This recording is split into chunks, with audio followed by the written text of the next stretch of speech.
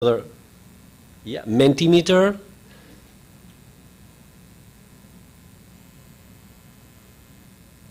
What are we asking now, Jocelyn?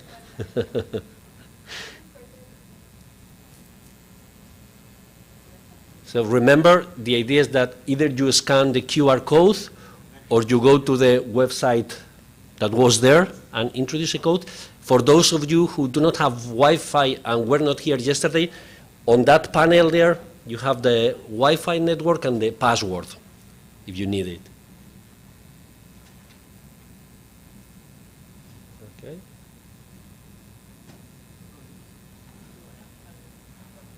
Probably you are with two screens? Yeah.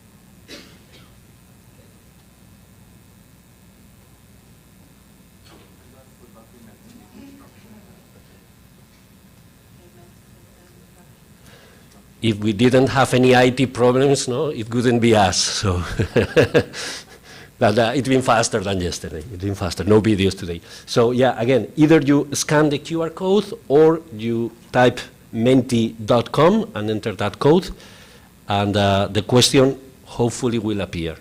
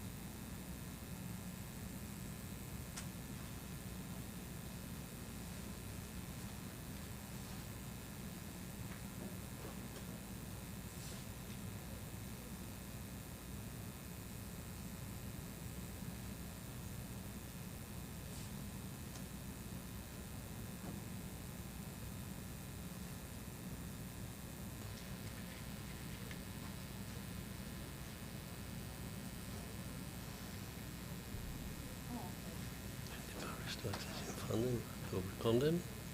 That one is easy, okay.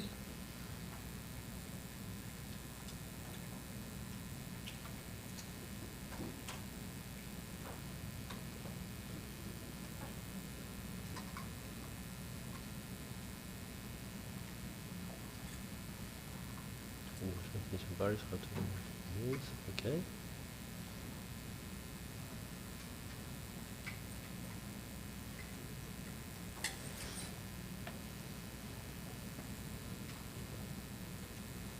Mm-hmm.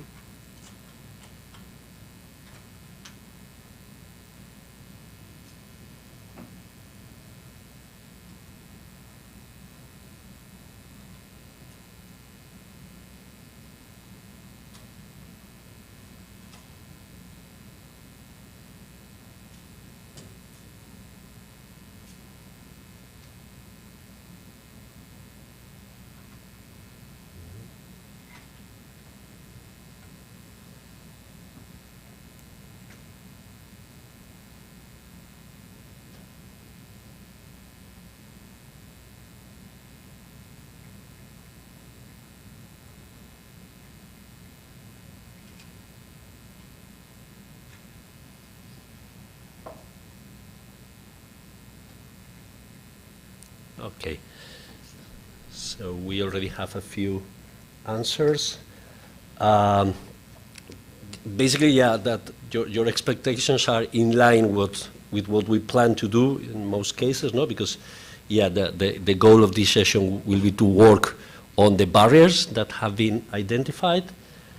and to co-create an action plan. No? One question is about the next step of the project. So after we finish with today's session, well, there are a couple of steps that we have to follow, but basically the two most important things are, on the one hand, to prepare to be presented. So we will elaborate those two concept notes, and those are like the two most important steps ahead of us in the project. Then, when it comes to funding, we will not, there are like two comments, we will not focus much on funding sources and so on. So we go back to the slides. Please, Jocelyn, if you can. Yeah, very good. Okay, so and now I'm in control. So, well, just as a reminder, no, because when it comes to climate change, it's not like, okay, we're going to do everything we can, which, yeah, we're going to do everything we can, but as a country, we have some commitments, okay, internationally. These commitments are expressed in different documents and in different reference papers, but the most important one is what is called the NDC, the Nationally Determined Contribution of the country, okay, which is like what St. Kitts and Nevis has said to the international community that we plan to do here, okay? This is our goal, this is our commitment. So basically the NDC of St. Kitts and Nevis has two main components, like any other NDC: mitigation and adaptation. Okay, I guess all of you are familiar with these concepts, and yesterday we talked a little bit about them, but mitigation is about what can we do to reduce emissions, okay, and to capture carbon, whereas adaptation is what we can do in order to be less vulnerable to climate change impact, okay? When it comes to mitigation, we have a very strong goal to meet, which is to reduce CO2 emissions in the country by 61% by 2030 as compared to 2010 levels. Okay, this is a very ambitious commitment, but also this is what we call a commitment. Okay, countries have conditional and unconditional commitments. So a conditional commitment is when you say, okay, this is what I plan to do, but I will do this if I receive international funding. Okay, so what St. Kitts and Nevis has said is, this is my goal, but this is conditional to receiving international funding. If I do not receive international funding, I cannot commit to meeting this goal. Okay, so this is a goal. It's ambitious, but still it's conditioned to the fact that we receive international finance. And when it comes to adaptation, well, it's more complicated to formulate quantitative objectives. When it comes to adaptation, you need to have a lot of information, and you need to have a lot of analysis about climate change, which, by the way, was one of the components that we suggested yesterday, in the second project idea, which is to do a vulnerability assessment of the different sectors so that we can quantify that vulnerability. But so far, the commitment is to improve resilience and capacities to adapt to the impacts of climate change and ensure the well-being and prosperity of the population and the health of natural resources. It's a little bit broader, okay, like most adaptation commitments are. But this is what the country has said internationally that it's planning to do, okay? So can we do it? What do we need to do in order to be able to be successful with that? Well, we also know, this is something that it's also included in the NDC, that we lack, we are experiencing lack of funding when it comes to implementing adaptation actions in many sectors. This is something that it's explicitly stated, like one of the most vulnerable sectors, like in any other Caribbean countries, are agriculture, because of changes in temperature, changes in weather patterns, rainfall patterns, sea level rise, etc. Disaster risk reduction, because associated with climate change, there is an expected increase in extreme events, and this is something that we have to deal with. Health, in any topic related to increasing temperature, extreme events, etc. And also, we know that climate change may affect tourism, settlement, and infrastructure. Okay, this is an area in which we feel like we lack enough funding. And the same goes with water, okay, which is linked to sea level rise, but also the changing in rainfall patterns that we are experiencing, and changes in temperature also affect availability of water, okay? And we also believe that this is something that we talked about yesterday, we don't have enough human resources, enough skills in order to be able to overcome the problems that we are experiencing in climate change adaptation in areas such as agriculture, disaster risk reduction, tourism, settlement and infrastructure, and water. So it's a little bit of the situation that we face according to this document. Okay, so how can we deal with that? Well, we believe, this is something that it's so obvious, no, that if we really want to be able to deal with climate change, both mitigation and adaptation, we need the private sector to get involved, okay? Because the private sector is responsible for most of the greenhouse gas emissions, and also many of the climate change impacts are linked to the private sector. But it's not the private sector alone, because the private sector needs help from the public sector. No? We need to work in a collaborative manner, trying to understand what is the role of each of them, no? Because even no matter what the private sector does, if there is no coordination, if there is no information coming from the private sector, from the public sector, it is very complicated to be able to do this, okay? So throughout the project, what we did was we identified key stakeholders that we believed have something to say about this problem that we are facing. We structured and conducted a few interviews, and we also did a literature analysis to make sure that what we were seeing in this interview was consistent with what the literature was saying and with what was happening in other countries. Okay? Basically, in the interviews, well, after an introduction, we evaluated the level of climate funding knowledge of the stakeholders. We also identified what are the climate finance needs, barriers, and opportunities. And of course, we did an activity on Mentimeter, like we always do, and you already know. Okay? So this is a little bit the structure that we follow, and we're going to see the conclusions of these interviews, in which I know that some of you have participated. Okay? Basically, we went through different sectors. We have conversations with different sectors. Here you have the dates. All the interviews took place in June, and we have a meeting with services. We have 2 meetings with manufacturing. We had one with banking and security, another one with public and other sectors, one with energy, chemicals, and utilities, and the final one with agriculture. Okay, so those were the meetings that we had and where we obtained the information that I'm going to present now. Okay, the outcomes of these meetings were, as I have just said, to evaluate climate funding knowledge, identification of climate finance needs, barriers, which is where we plan to start with our action plan, and also climate finance opportunities. Okay. When it comes to knowledge, well, what we obtain, or this is how you feel, that are available out there, those were the 5 that were mentioned. On the one hand, private investors. Some people say, okay, it's about family and friends that can provide us with this funding. Also, government grant funding that is sometimes available from the local government, some grants. Also, international organizations, and in these interviews were mentioned USAID, German Development Bank, Caribbean Biodiversity Fund, or the OECF.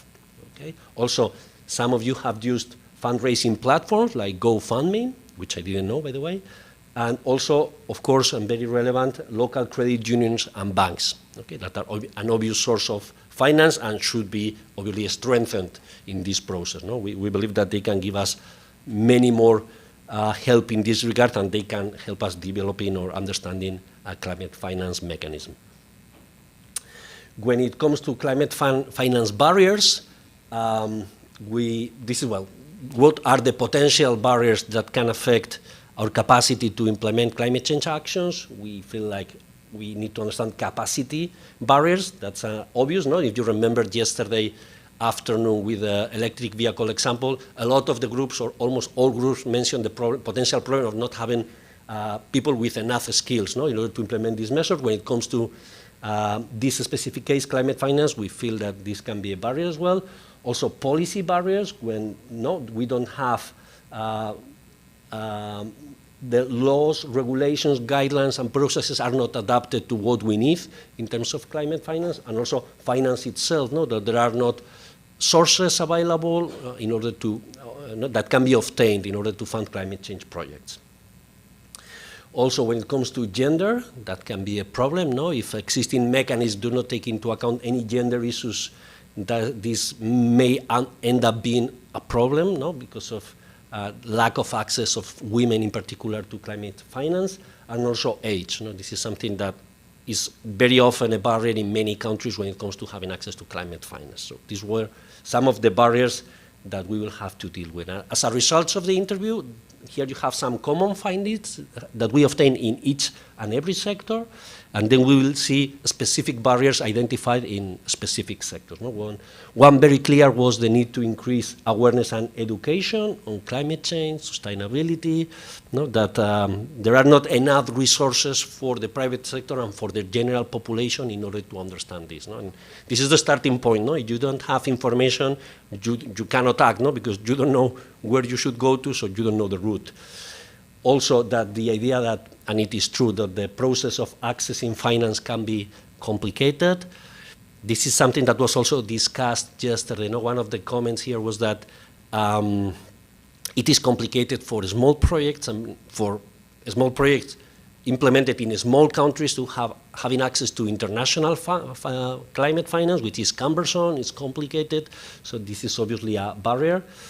Also, the idea that there is a skill gap or shortage, no, in terms of having people with enough capacity and knowledge to be able to implement projects. That's something that came up in each and every sector. And the idea that there is a need for for a stronger collaboration between different sectors and between private and public sector. Okay, that we need to create some kind of networks or ways so that the private sector can collaborate together and also hand in hand with the government. And also something that was mentioned in many cases, the threat that can be to be classified as a high-income country in order to have access to specific international finance. Okay? On the other hand, the good news about being an island is that it provides a special access to some climate funds, but it's true that being classified as high-income country can be a threat in order to having access to some international sources. And then in the service sector, there were some specific comments like the difficulty of accessing finance in general, not just climate finance, in terms of time, in terms of cost effectiveness, that it was very complicated for the private sector, for the service sector to be able to have access to finance in general. Okay? Key projects that were mentioned were water management and aquaponic, renewable energy, and also a storage solution related to electrification. Also, the idea that the focus has to be placed in targeting business with enough expertise and enough experience, okay, so that they can provide a good case, a good example for other sectors. Also, the low level of digitalization in the country can be a problem for accessing climate finance, and it is an obvious problem. And the fact that the focus should be placed on improving the attractiveness of green finance option. If it's the same as traditional funding, we're not going to be any better. So we need climate finance to be different and to be better and more easily accessible. Okay. When it comes to the manufacturing sector, well, I have already mentioned this. The question of the high-income country was also included as one of the general conclusions. Also, the risks of extreme events, hurricane, droughts, may affect water access, power costs. It's a risk for the sector in general and has to be overcome.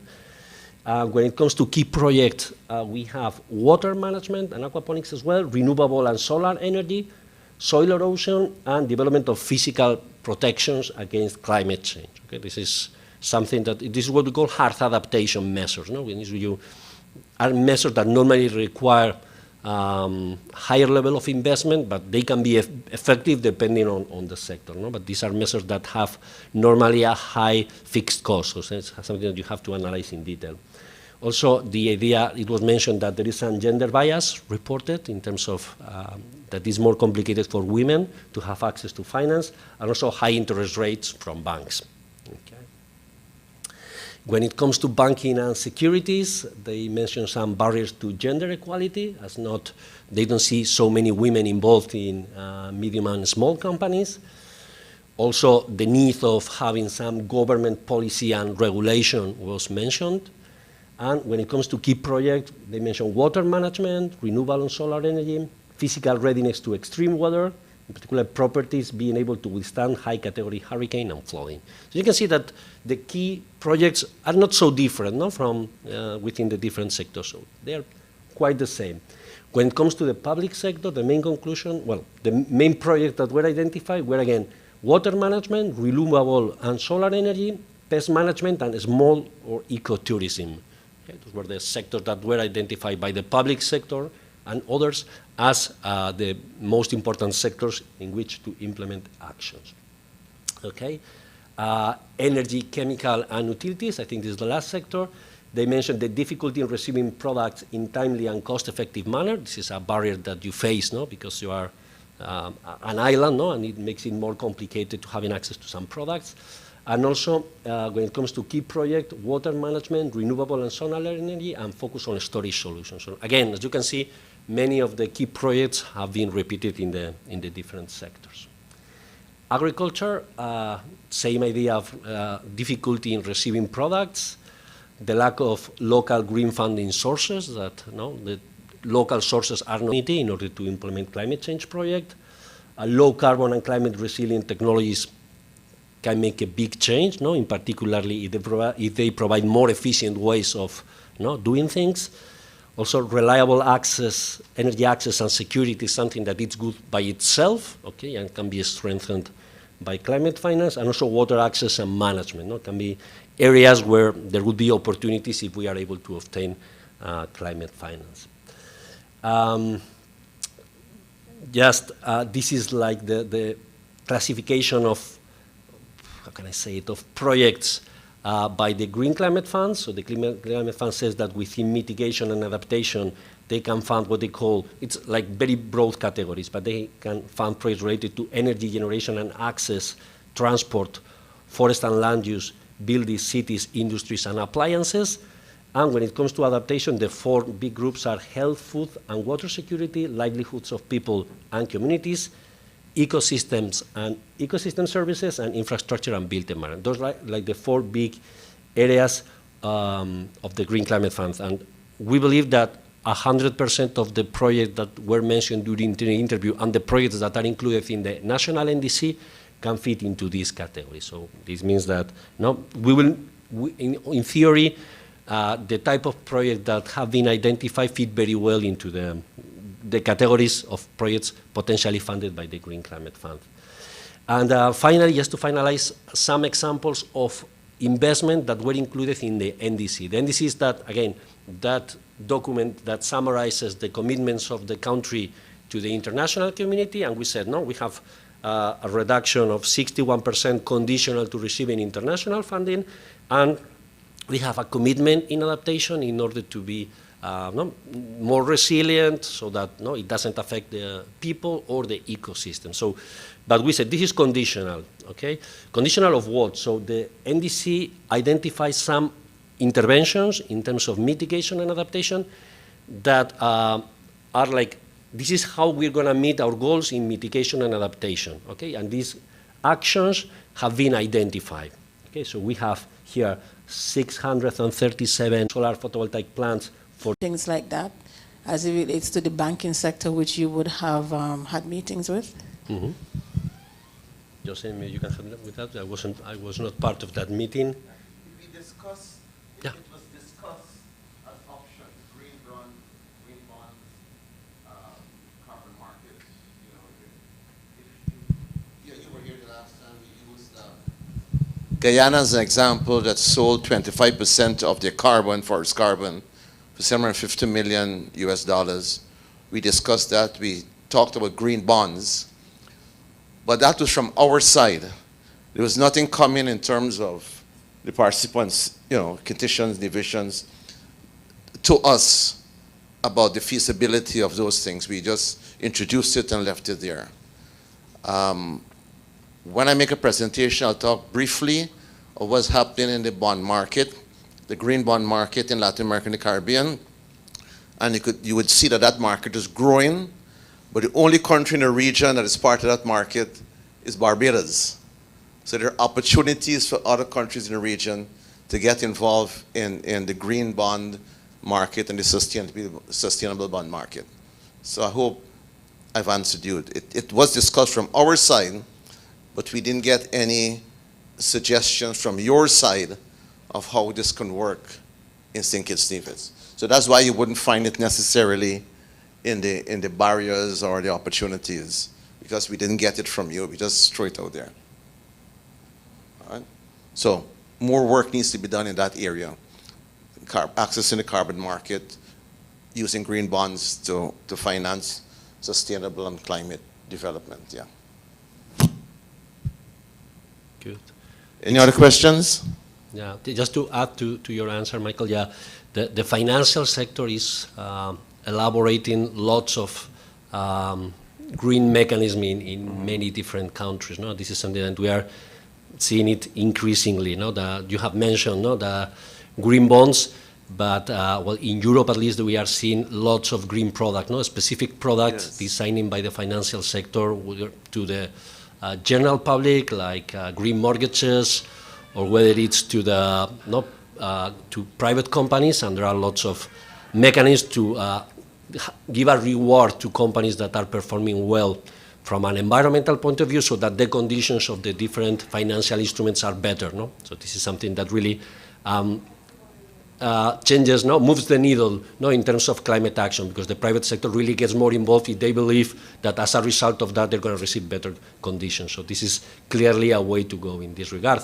And it can be linked to the first proposal that we had yesterday. If you remember, the first concept idea that we presented yesterday was about designing financial mechanism in the country, so that the private sector here can have access to this type of green finances. So this is something that we really should be looking at when it comes to the development of this concept node. Okay. Yeah.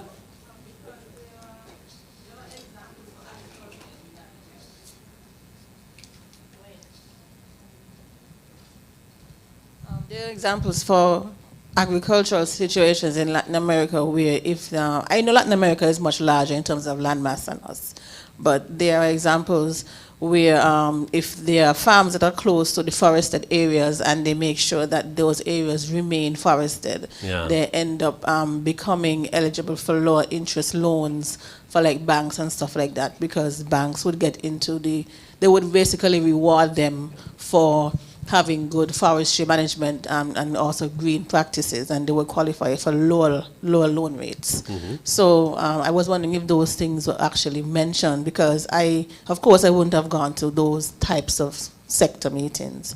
So I didn't know what exactly would have happened, and if those things are in the pipeline for any type of service or product-based businesses here.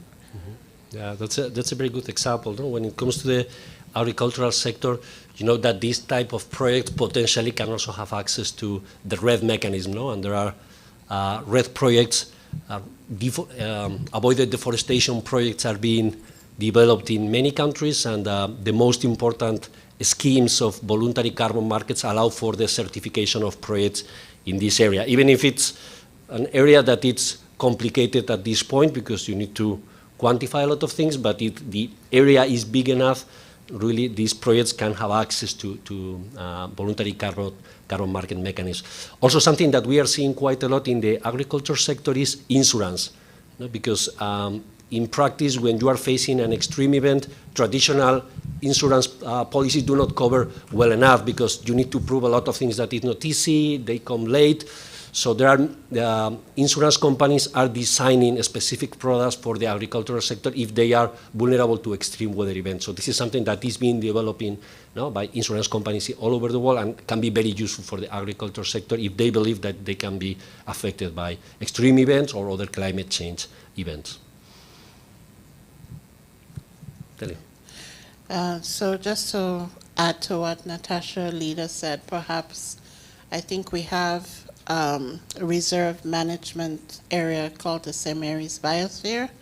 So communities, community-based enterprises around there perhaps could participate in a RED plus type climate mitigation project if it is designed. But I think one of the gaps would be for the banking sector or banking and financial services. They have to understand these options and opportunities in order to be able to create credit lines and programs. Here, while they identify the focus, water management, but also we saw from the call for proposals, another area that I think the credit union flagged is that of sustainable housing and affordable sustainable Yeah. housing, so that's also another area. But they're looking at meeting people's needs where they are, but also finding a way to understand how to create credit lines, how to incorporate blended finance to also lower the cost. Because the big challenge is, yes, you might involve the banks and they might decide to create programs, but the affordability of their loans becomes an issue. Because if it's still a high percentage, the issue is a lot of these are based on collateral-based lending practices, and then you have to have that collateral. So if one of the ways of bridging those gaps is to kind of have them maybe create a secured, secured transaction program reform, where they can accept additional things as opposed to just land for collateral, that might make it a little easier to access.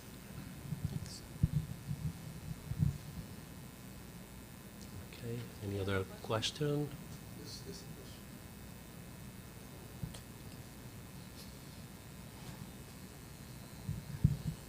What we discussed it in the last meeting, but it's something we're mentioning again. For the banking sector, it is very difficult for persons in agriculture to secure loans. Oftentimes you have to use your own personal collateral because there's the issue of risk, high risk, and there is little avenues, well, at least in St. Kitts and Nevis, for the procurement of agricultural, let's say, risk insurance. So that becomes a problem when you're trying to apply for a loan, an agricultural loan. So I have experienced that myself, and it's something that I think that needs to be addressed by the banking sector.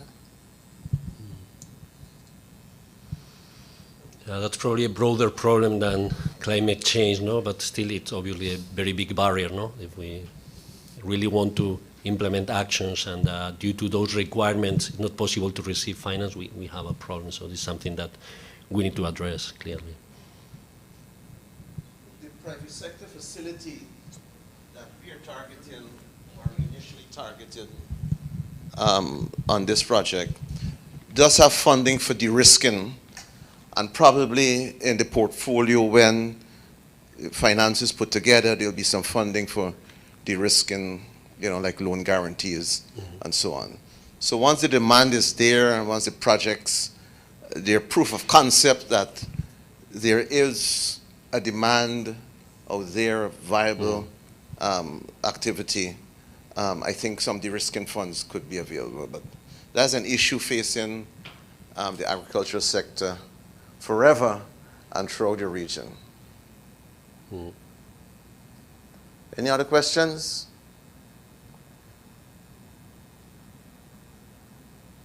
I take that as a no. No, so we're just in time for the coffee break.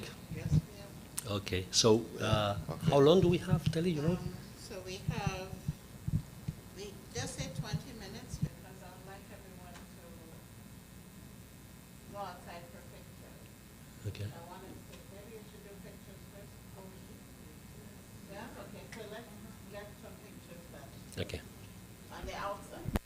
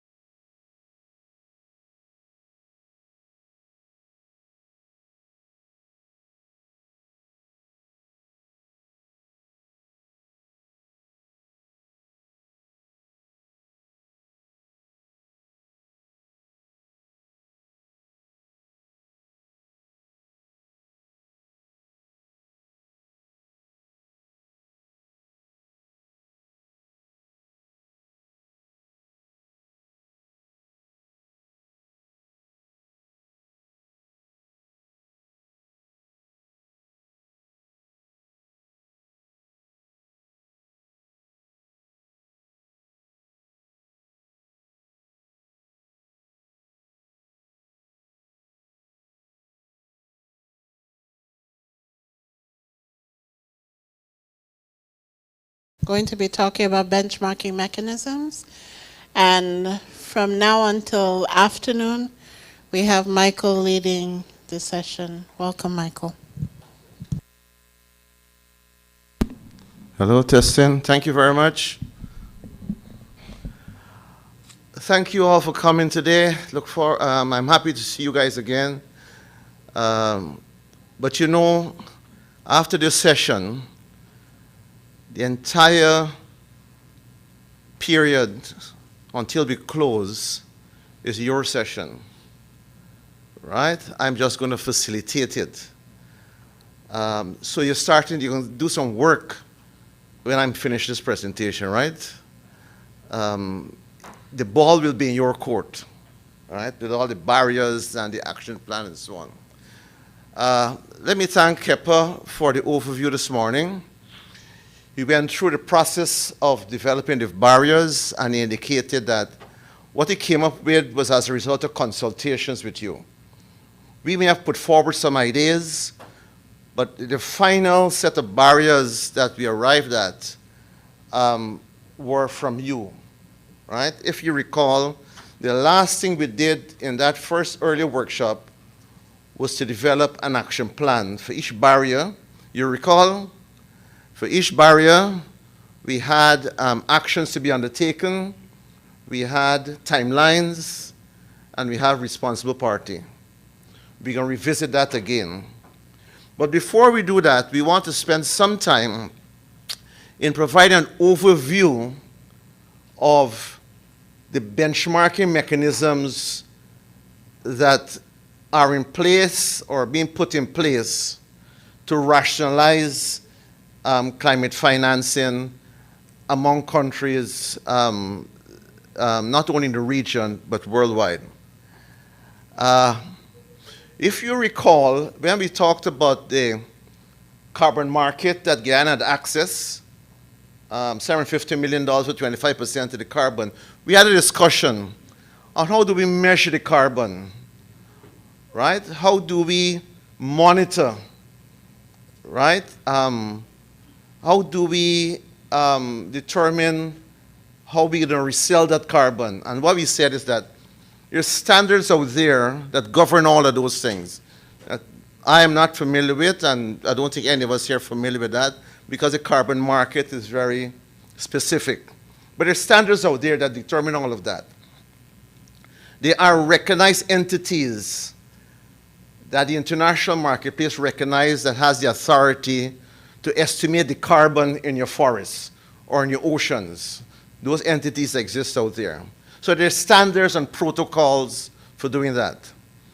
Are you guys familiar with a regional body named CrossQ? Who's familiar with CrossQ? Only some of you that haven't heard of CrossQ? CrossQ has been around a long time. It's based in Barbados. They have nothing to do with climate finance. But what they have to do is with standards for products and services. And what CrossQ and its member Bureau of Standards in the region, including St. Kitts, does is that they produce standards for products and services, but they ensure that those standards are based on international protocols and conventions. They ensure that the standard development process is based on a framework that is internationally recognized. They also ensure that the standards in each CARICOM country, those standards are harmonized. So we all sing it from the same hymn book. That's what CrossQ does. I say this to say the same thing happens in the climate finance arena.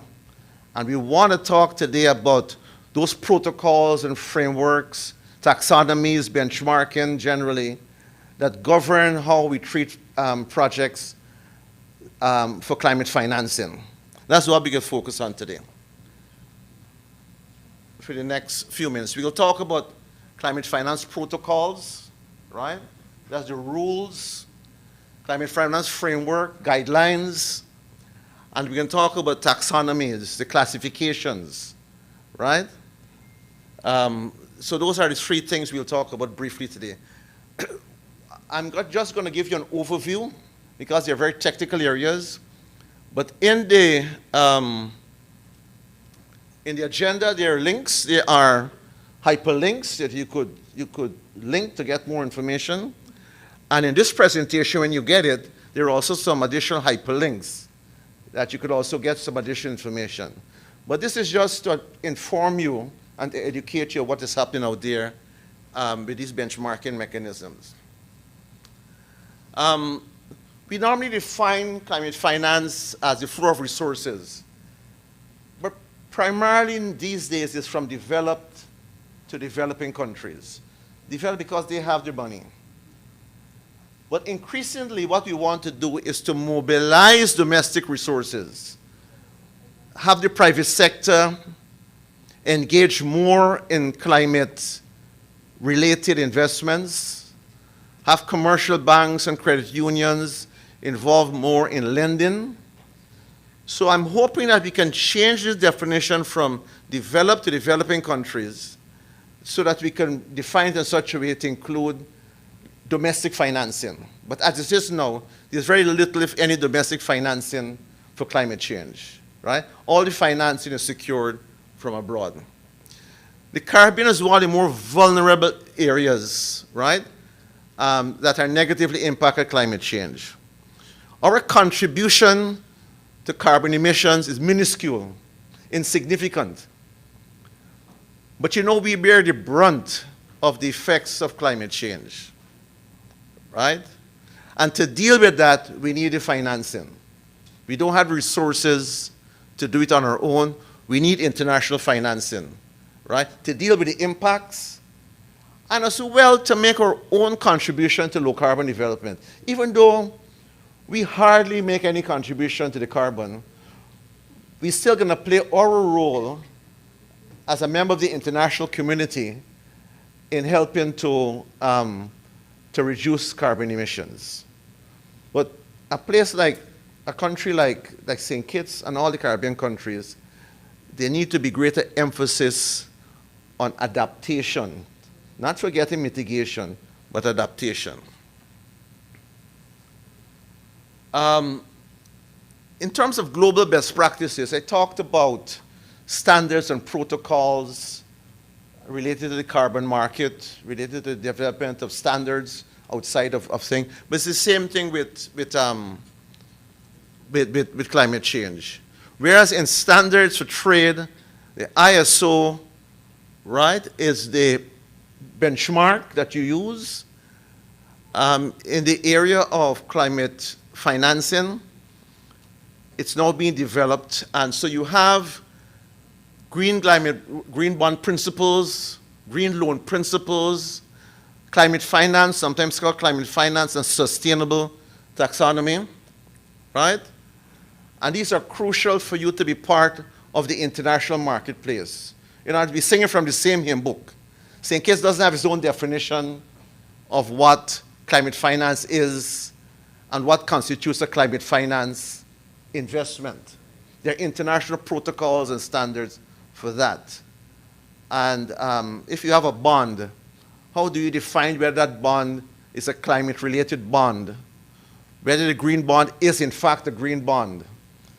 You do that because there are international conventions, right? The international conventions around that. Now, when you get this handout, you'll see, you could go to these links to get some additional information on green loan principles and green finance taxonomy and green bond principles. You could get more information on that. And we need to pay attention to financial institutions, and I need all the credit unions here and has been here all throughout, to look at these instruments, green bonds, sustainable bonds, and see to what extent you and other financial agencies on St. Kitts and Nevis could get into that marketplace, all right? Green bonds are fixed income securities. They're actually debt securities, right? We're not going to go into what green bonds are, but this is what we're talking about.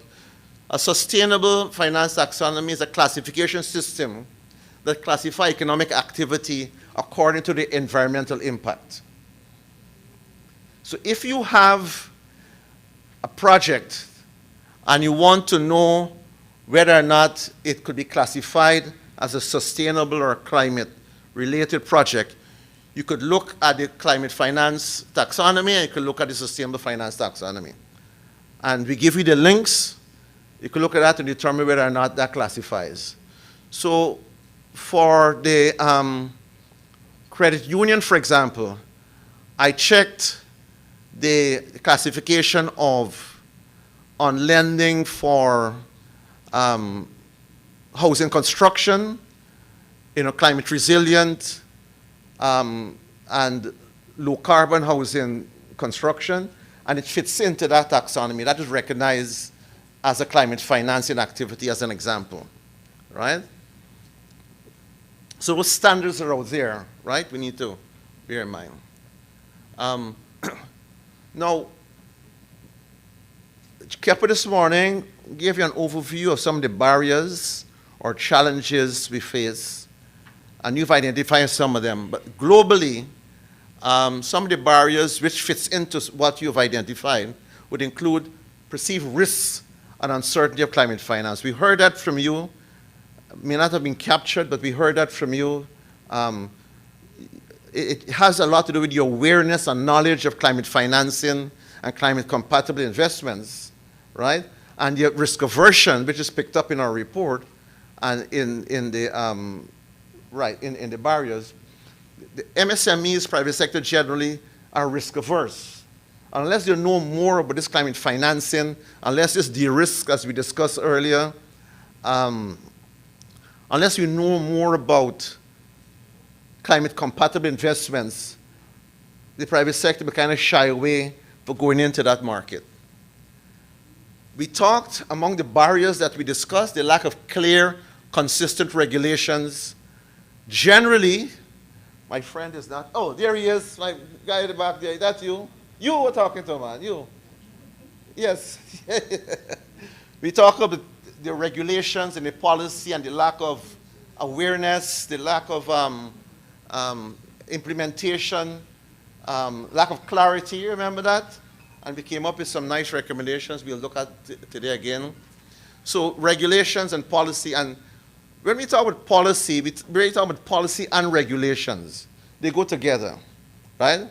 Because you have to have the policy, and for the policy to have feet and to be meaningful, you may have to have regulations to ensure that that policy is adequately implemented. So when you see regulations, think regulations and policy. Whenever you see policy, think policy and regulations, right? So when you get together for your teamwork after my presentation here, bear that in mind. Policy would mean policy and regulations, all right?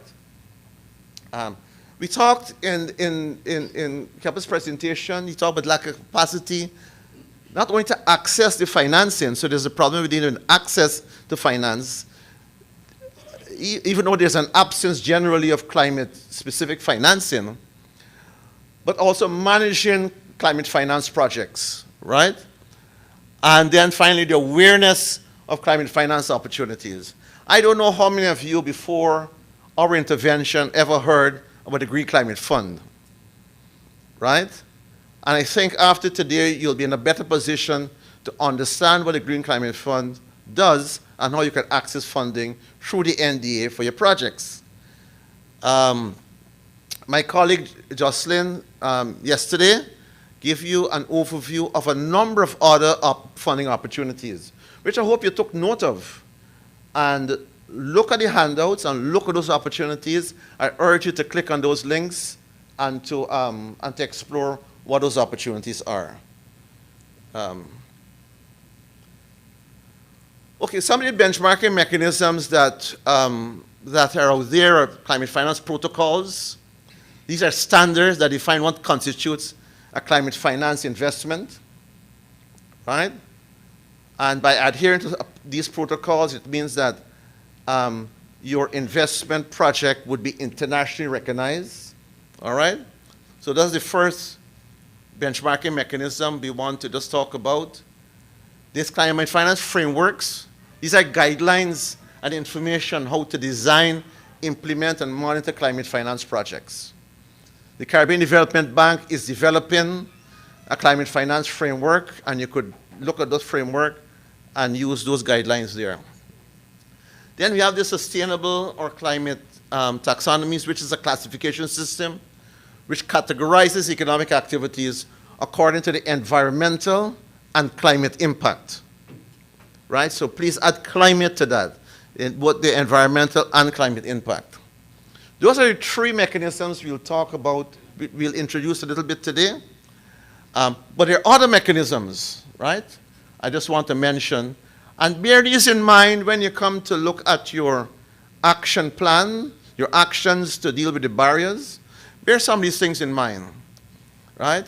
The MRV is a measurement, reporting, and verification system, right? Now, individual countries, Bahamas, Jamaica, and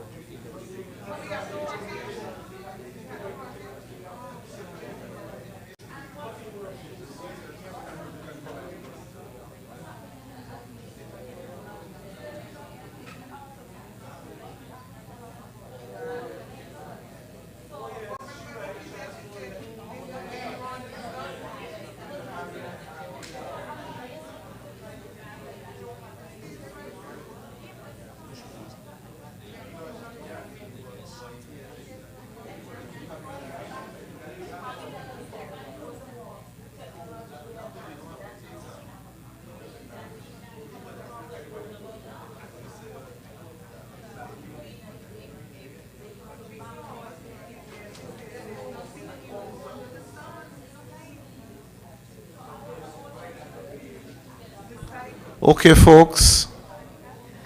Okay, I gave you 1 minute extra, you know, because it's 12:01 now. Are we ready to go? You need an extra minute?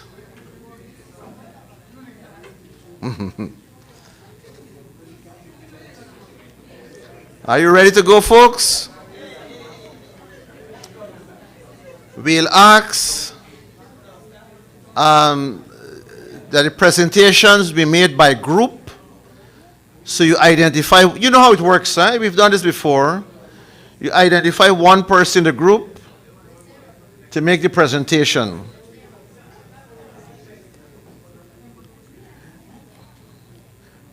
Because we need to capture, you know, everything is being said, we propose to voice audio record the presentations if nobody objects. Is any objection to us recording the audio recording the presentation? Audio, right? We just record audio? Audio recording presentations and discussion? Huh?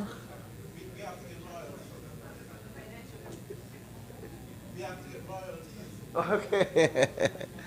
All right, I'll take that as a no.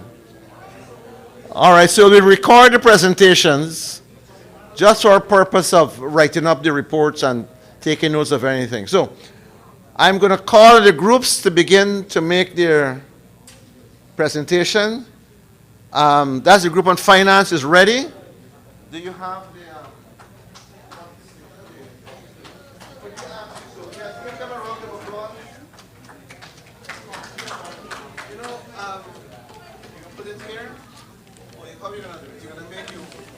Wherever you want it. All right. No, I'm gonna read from this and then Yeah, you what put it wherever what you he's want. going to do, folks, we can ask them to make the presentation and then we'll put it up on the wall. Right. So you could look at it during lunch hour.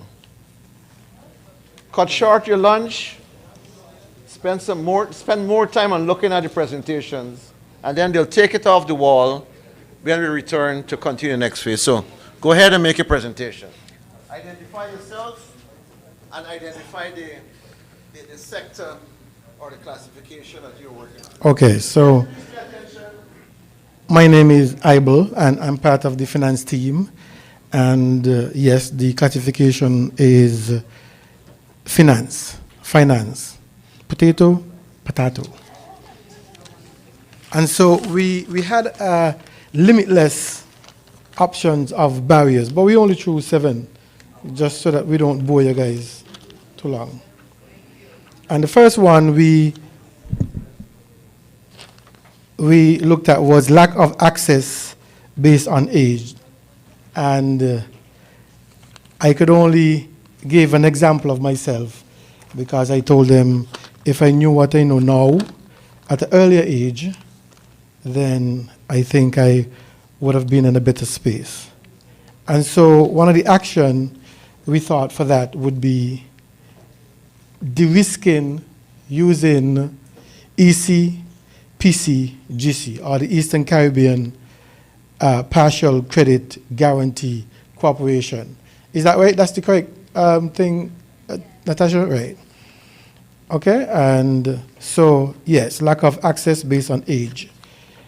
So, and one of the things we say about that is, and I know a certain bank is doing it shortly, that is they're going into the schools and they are going to be teaching financial literacy at that stage so that the earlier our population know about finance and the financial literacy, I think we will be better off. Secondly, we had lack of adequate financial literacy, and I just spoke about that, and that is what they're doing, education plus targeted awareness, so that presently those who are of a certain age and don't know how to go about securing their finances or anything to do with financing, then that will be targeted so that it is out there as to how to go about doing, etc. Doing, period. And then we have, number 3, high interest rates. And we thought, as a barrier, that could probably be helped if concessionary funding from banks or from green funders can give loan, and in return, low interest rates are given from those loans. Right? Am I going right, team, so far? All right, yes. And number 4, we had internal capacity limitation in financial institution.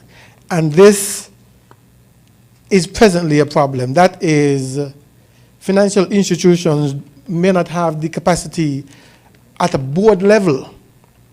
And so many of the initiatives that reach to the board, because they don't have that knowledge, it's sometimes that stay at the board level because, you know, like, I don't know how to use a computer, so I don't tell me to buy, this expensive computer. I don't know about it. That's just a simple example, but as it relates to the green economy, for example, they may not have an expert on the board who knows about that. And so they trying to access or move forward is a limitation. And for that, we thought of capacity training at a board level so that it could be filtered down and be accepted when a thought is given to you as it regards to a particular idea, and not shut down when it is being told to you as a board member. And we had some board members and chairs in our committee, so they agreed with that. Number 5, we had lack of buy-in from the governance level. That is similar, that is the corporate level, and they too, from a governmental standpoint, they too would need some training, because sometimes the people at the head, just like before, number 4, they are not aware of a certain, like, how does Guyana get to sell $350 million worth of carbon? Who buys that? And so because they don't know of that, they don't have the training, and so, part of that would be to hopefully get some training to those persons, so that when those terms are used, they're able to say, yes, we could consider, doing that. And number 6, we had limited distribution of climate funding opportunity. And an action for that would be wider distribution of climate funding opportunities. I think at our group, we were saying, I only know about this kind of thing in the past 3 weeks. And, no, not 3 weeks. July, Michael? Super sad, was July we had that first? Yes, so July is when I start hearing about this kind of funding. And there are people on St. Kitts, I am sure, who knows about these funding for years and refuse to pass it down. I'm telling you, these are the selfish people who have the knowledge and refuse to give their people access to that knowledge because they want to say, oh, I know it. And so I'm not going to tell you because you're going to be probably as good as I, and probably as successful as I am. Because they want us to be successful, But anyway, that's the next story. That'll get me too emotional. So, and so wider distribution of the climate funding opportunities available to everybody, and let everybody get their hand in the pot, and who comes out best can get the opportunity. Thank you.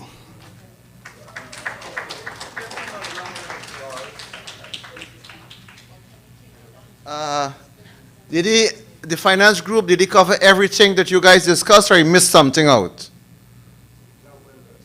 He covered everything?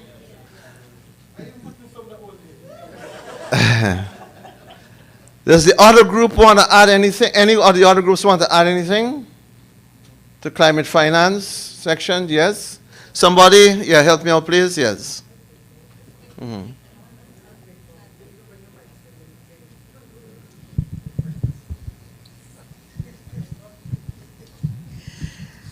I know he mentioned very briefly something about government, and I know you have been emphasizing public sector, private sector partnership, but I believe when it comes to government, a lot more consideration really has to be given to to to to lead the charge with the education part of it, as well as the subsidies that they can grant. You know, it's all well and good for you to fill out all this paperwork, you know, as a small business, as a green business. And then when it comes to the come to us, all people say here, the sum total of it is like dollars, like a couple of dollars. And I believe that it is time for government to start to put the money where the mouth is and lead on that. At least if we make those small starts, we could then make this giant step to GCF. But government certainly has to be more accommodating when it comes to you know, what they can do, what they can give small business, small green businesses. Because you all don't want to tell me, you all don't want me to tell you all about the $34.36 that I got in savings from customs. $34.36. Okay? So I think that any conversation about financing has to take government in a place where they be more introspective about what they give to help greenpreneurs. Thank you very much. Thank you very much. A good point. So what she's saying, if you agree that promoting public-private partnerships to improve access to financing is a solution. You have it there? You have it there. Good, good, good. All right. Anything else you want to add? So you've covered all the barriers. Lack of access, yes. Collateral requirements. Did you cover collateral requirements, onerous collateral requirements? You talk about de-risking, right? Long payback period for investments in renewable energy. Did you cover that? I didn't hear you cover long payback period. Because if you, generally speaking, if you borrow money from the bank, huh?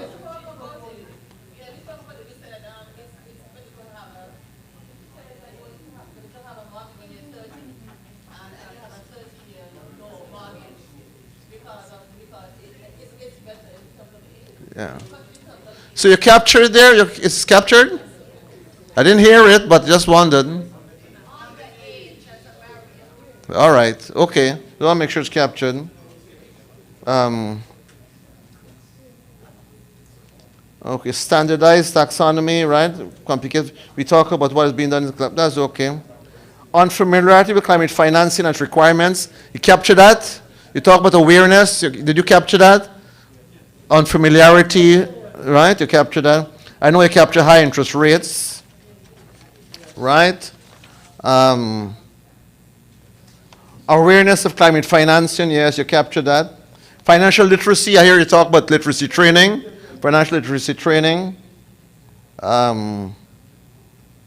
Access to finance, yes. Okay.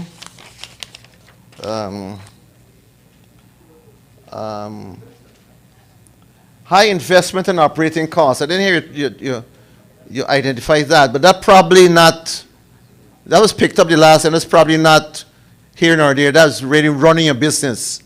It's managing a business. There's nothing we could do about that, you know. The operating costs, the investment costs, right, so that's all. All right, I think you covered all the ground. Okay, so let's move to the next one. That's all right? Let's move to the next one, the next theme. I think gender.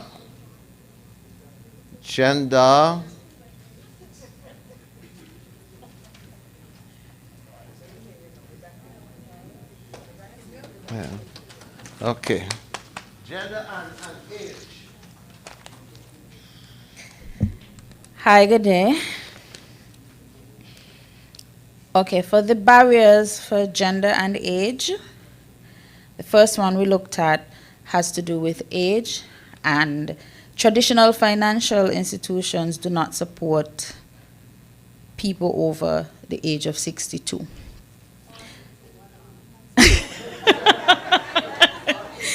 So there is, the retirement age is usually 62 years of age. To get financing from financial institutions that age or beyond or even closer to that age is very difficult because they look at it that you don't have that many years left to repay. The way that we decided that would be a good strategy to remedy this, and you'll see it repeated throughout our listing, is a more holistic approach in that young persons, now I'm going to jump to number 2, but they're linked, right? Number 2 is that young people lack the skills and the collateral and resources often needed to start their ventures, whereas the older set tend to not be able to access the financing. But when you're 18, you can get a loan, you can get a car, you can get stuff. So we are proposing that there needs to be more intergenerational collaboration, where if you have, for instance, you have Miss Laverne here that does frozen foods and so forth, and then you also have young persons now. A young guy has a farm. He loves to plant. He doesn't know what he's going to do after the fruit grows. He doesn't have access or the knowledge to go into a bank and get a loan. But if they can collaborate, because their businesses complement each other. Laverne has the collateral. She probably has some space for him, experience, and he can access more funding and probably up to date with more recent technology. So if we can promote more intergenerational collaboration, it would solve a lot of issues in that regard. And yes. Mm-hmm.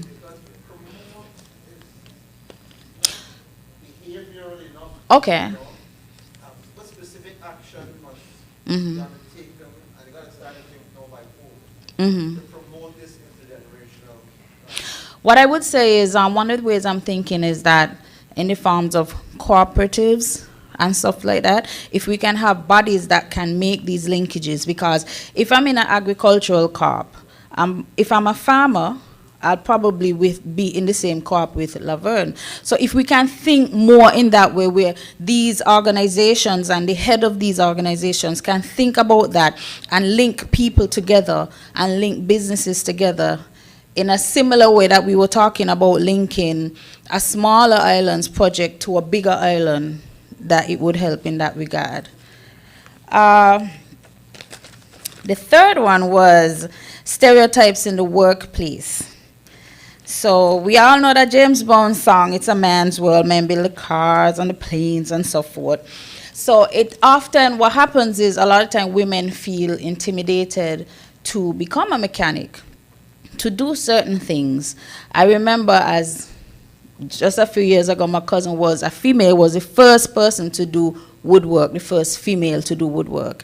So if we can give more education to the public and, open up that view that women can perform certain roles, and even men being nurses and childcare providers and so forth, then we would be able to leverage the knowledge and the skills that we have in society. Because if you have a set of persons women are just as intelligent as men and so forth, but a lot of them feel that they cannot be in the technological field, for example, that they cannot be inventors, they cannot be engineers, then we're seriously missing out on a lot of potential technological advancement and answers to some of the green problems that we face. And just to expound a little bit on that, like women are the ones that are running the homes and would have to implement a lot of the green technologies. If we give them a smart home, most likely the women are the ones interacting with a lot of that technology. If women do not feel comfortable in their ability to command these technologies and to contribute to them, it would be a hindrance to the development and the advancement of that. So, I feel like I'm talking a lot. Number 4, it comes back down to women again. This is also gender, lack of facilities to accommodate childcare. This again we see as a barrier to women not just accessing climate funding, but also participating in solutions and coming up with green ideas and solutions and stuff like that. So women make up over 50-something% of the population, yet there are not enough accommodations made for women in childbearing age especially. And we likened it to people who have different handicaps and you don't put in a ramp. Somebody might be the most brilliant programmer, but if he physically is unable to access this building, it's a hindrance to him. If women, like I'm here today and I had to ask my mom to look after my child, and a lot of women face that difficulty. If my child is sick, do I go into work or do I stay home and possibly lose my job? A lot of time that contributes to the financial inequality that women face, in that there are no provisions made for children in our society. Which then ties into my second to last, outdated curriculum. Because children are not included in our day-to-day activities and so forth, we tend to have them suffering now from an outdated curriculum. So the children go off to school, we pay no attention to the curriculum, right? So children are still learning about combustion engines and so forth, but we're asking the countries to convert to electric cars. So then it's like we're giving ourselves more work, because the child is learning all this outdated information, and then when they finish with school, they have to go to jobs that are now implementing new technologies. Whereas if the children were included more in these things and the curriculum was kept up to date, it would be less of we would need less of a educational campaign, because they would be exposed. So even in schools, using more smart boards, using more technology, keeping abreast with the technology that is out there, teaching stuff like this, climate funding, mitigation, all that sort of stuff at earlier ages would also help our society to advance much quicker.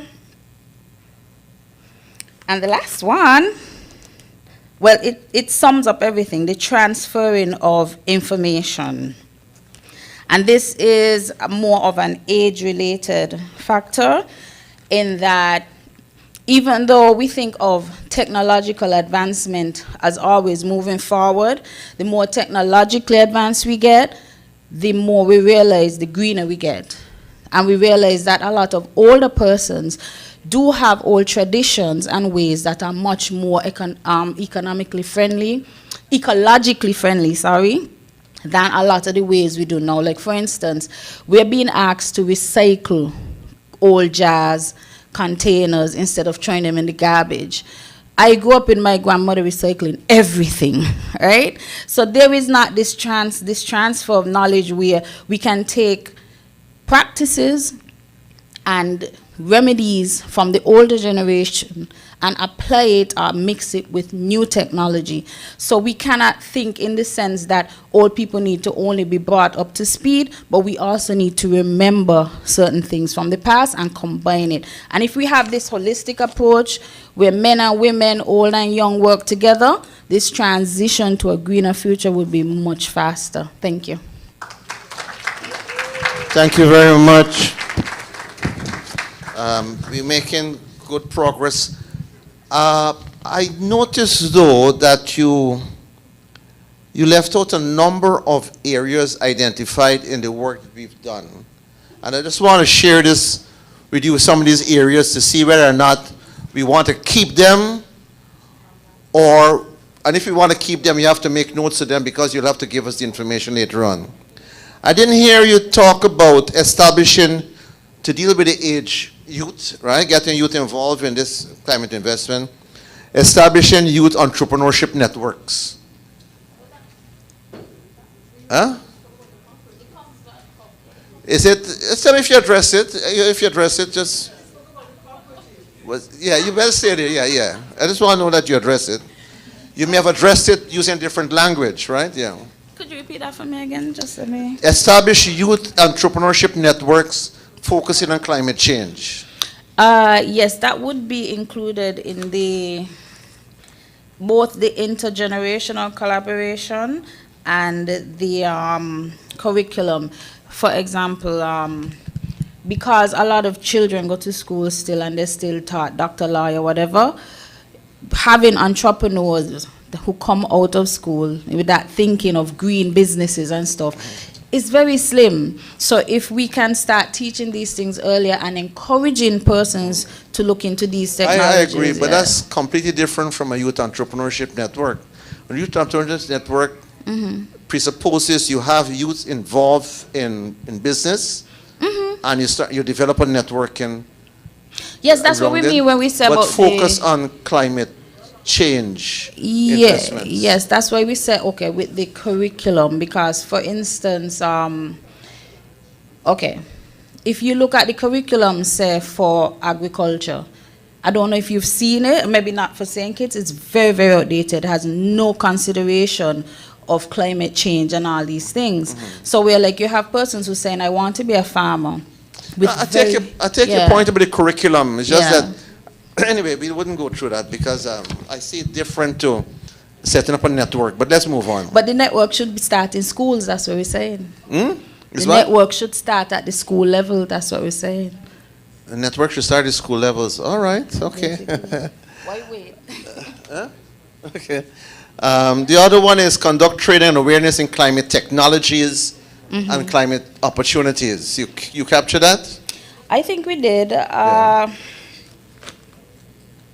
It would come back again to the section where we talk about intergenerational collaboration. Okay, for instance, a lot of persons who are in, like the gentleman spoke about the board members and so forth, persons who are in positions, they tend not to be too up to date with a lot of technology and the advancement that's going on.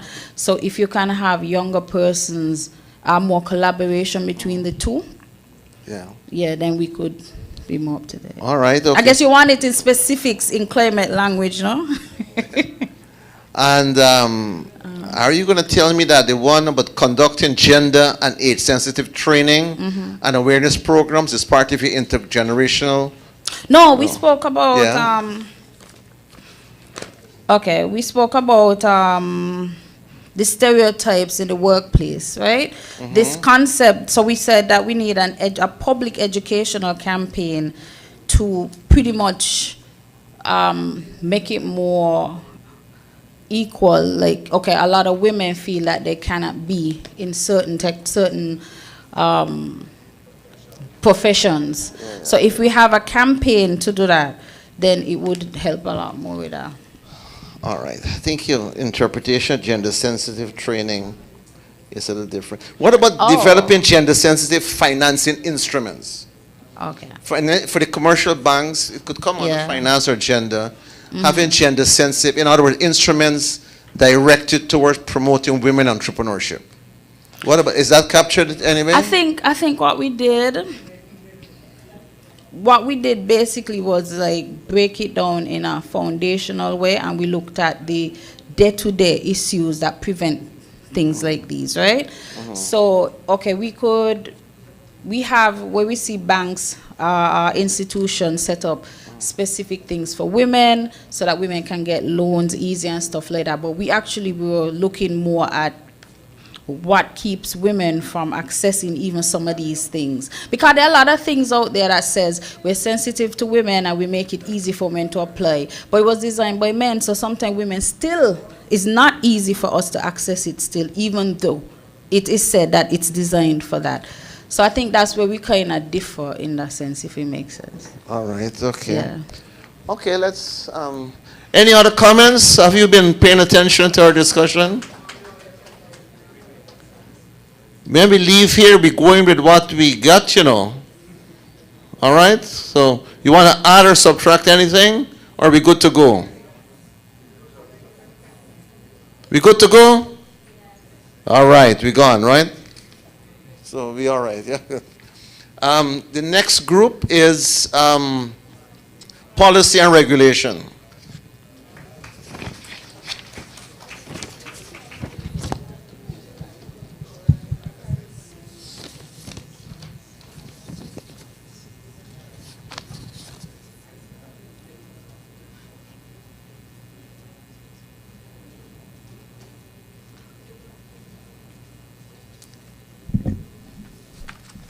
Good afternoon, everyone. So afternoon. I'm represent.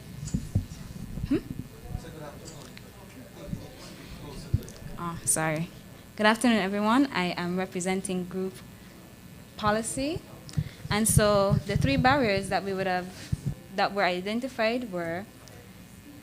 Well, let me do it barrier by barrier. So the first barrier identified was inadequate or ineffective government policies, frameworks, and incentives. And so some actionable things that we would have came up with was harmonizing legislation to other climate-forward countries. So as discussed yesterday, we know that St. Kitts is not at the forefront of the climate conversation, even though we are all being affected by it. So our best way forward might be taking the best practices of other countries that are more climate adapted than us, whether it be in the Caribbean regionally or international other countries outside of the region, and adapting their best practices. So that way we have, they already have a framework, so it would just be implementing it in a way that is best for St. Kitts and Nevis. And so another thing that we would come up is the targeting the imports of solar panels.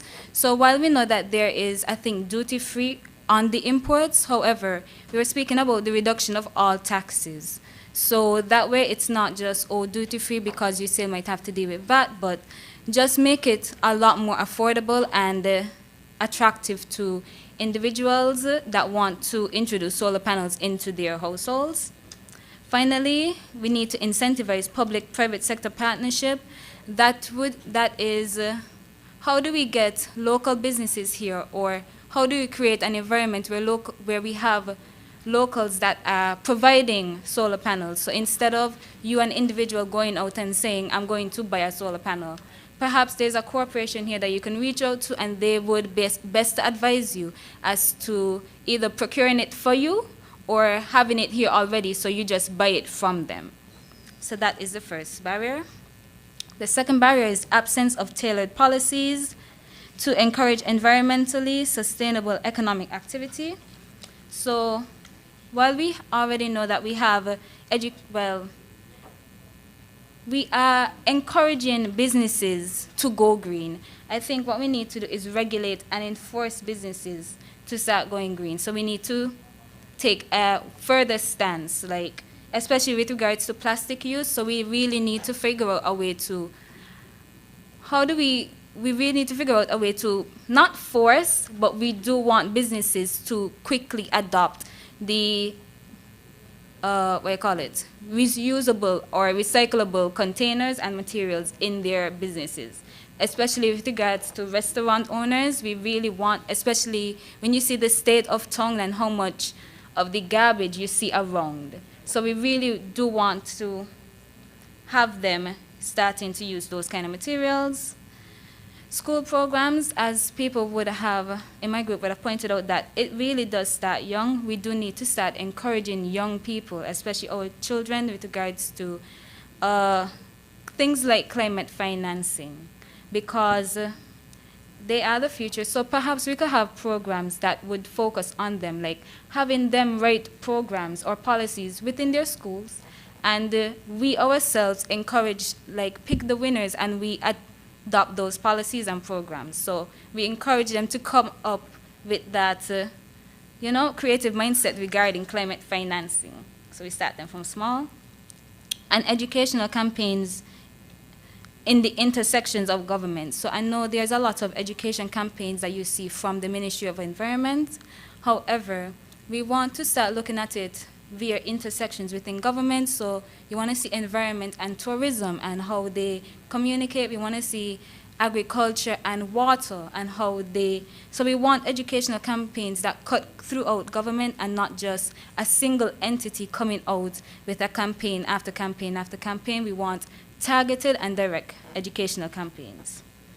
The final barrier is deficient policy incentives to mobilize climate finance and scarce public finance and policy de-risking mechanisms. So this one was a bit complicated reading-wise, but we said that we want policies to encourage green mortgages, accessible via development bank. So we do want places like Development Bank to start giving out more green-centered mortgages. So perhaps if you mention that your house will be a greenhouse, so it will have solar panels, it will have a water cistern, it will have all of these things, you could possibly get financing for it or get loans at a lower rate than if your house did not have any of these things. Government itself can influence, the capital projects that are implemented. So capital projects are basically the projects that you would see come across from government. So it's your roads and stuff. So these projects, the ones with a climate link will be prioritized. So if your capital project has a climate link or is related to climate change, it will be prioritized rather than if it did not. So instead of just a regular, build a school, how about ensure that the school has climate change infrastructure, so it has solar panels or has something like that in it. So we want to encourage, even in government, we want to encourage the projects that you come out with to be climate focused. Lastly, one more. So government creates an infrastructure for climate finance. That is, we want government to be able to, something like Development Bank, but purely for climate finance. So we want, and this is under the assumption that, we are an accredited entity, because as we would have learned from the workshop earlier in the year, I think it was June, July, you have to be an accredited entity to secure financing and distribute it. So we need government to become, or encourage other entities to become accredited entities so that they can secure financing. So instead of you having to go off to CDB or Development Bank, no, not Development Bank, but all of these other international green organizations, you yourself can apply to government, and government can basically give you the approval and the money right away, so that you're not dealing with them overseas, you're dealing with government. But for that to be possible, we have to become an accredited entity. And even not just government, but perhaps government can facilitate the private businesses. So we have a lot of banks here. So perhaps government could facilitate them in the process of becoming accredited entities. So that way you have there's a local source of climate financing. And that's it for us. Yes, give her a round of applause. Just 2 points I want to make. I see you looking at me, my friend, but that's your point now. At the last workshop, one of the committees identified that the ministries are not working together, that there's confusion, and one recommendation was to create an interministerial committee to engender better coordination, particularly in this area. I didn't hear you mention that. Are you saying that you don't agree with that recommendation? Huh? You have an interministerial committee already. But it's not one meeting in 5 years. So you have the interministerial committee, but it's not working. Okay, so you have that committee. Is that something you want to talk about, or let's move on? Huh? Let's talk about it. Okay. What needs to be done to get the ministerial committee operational?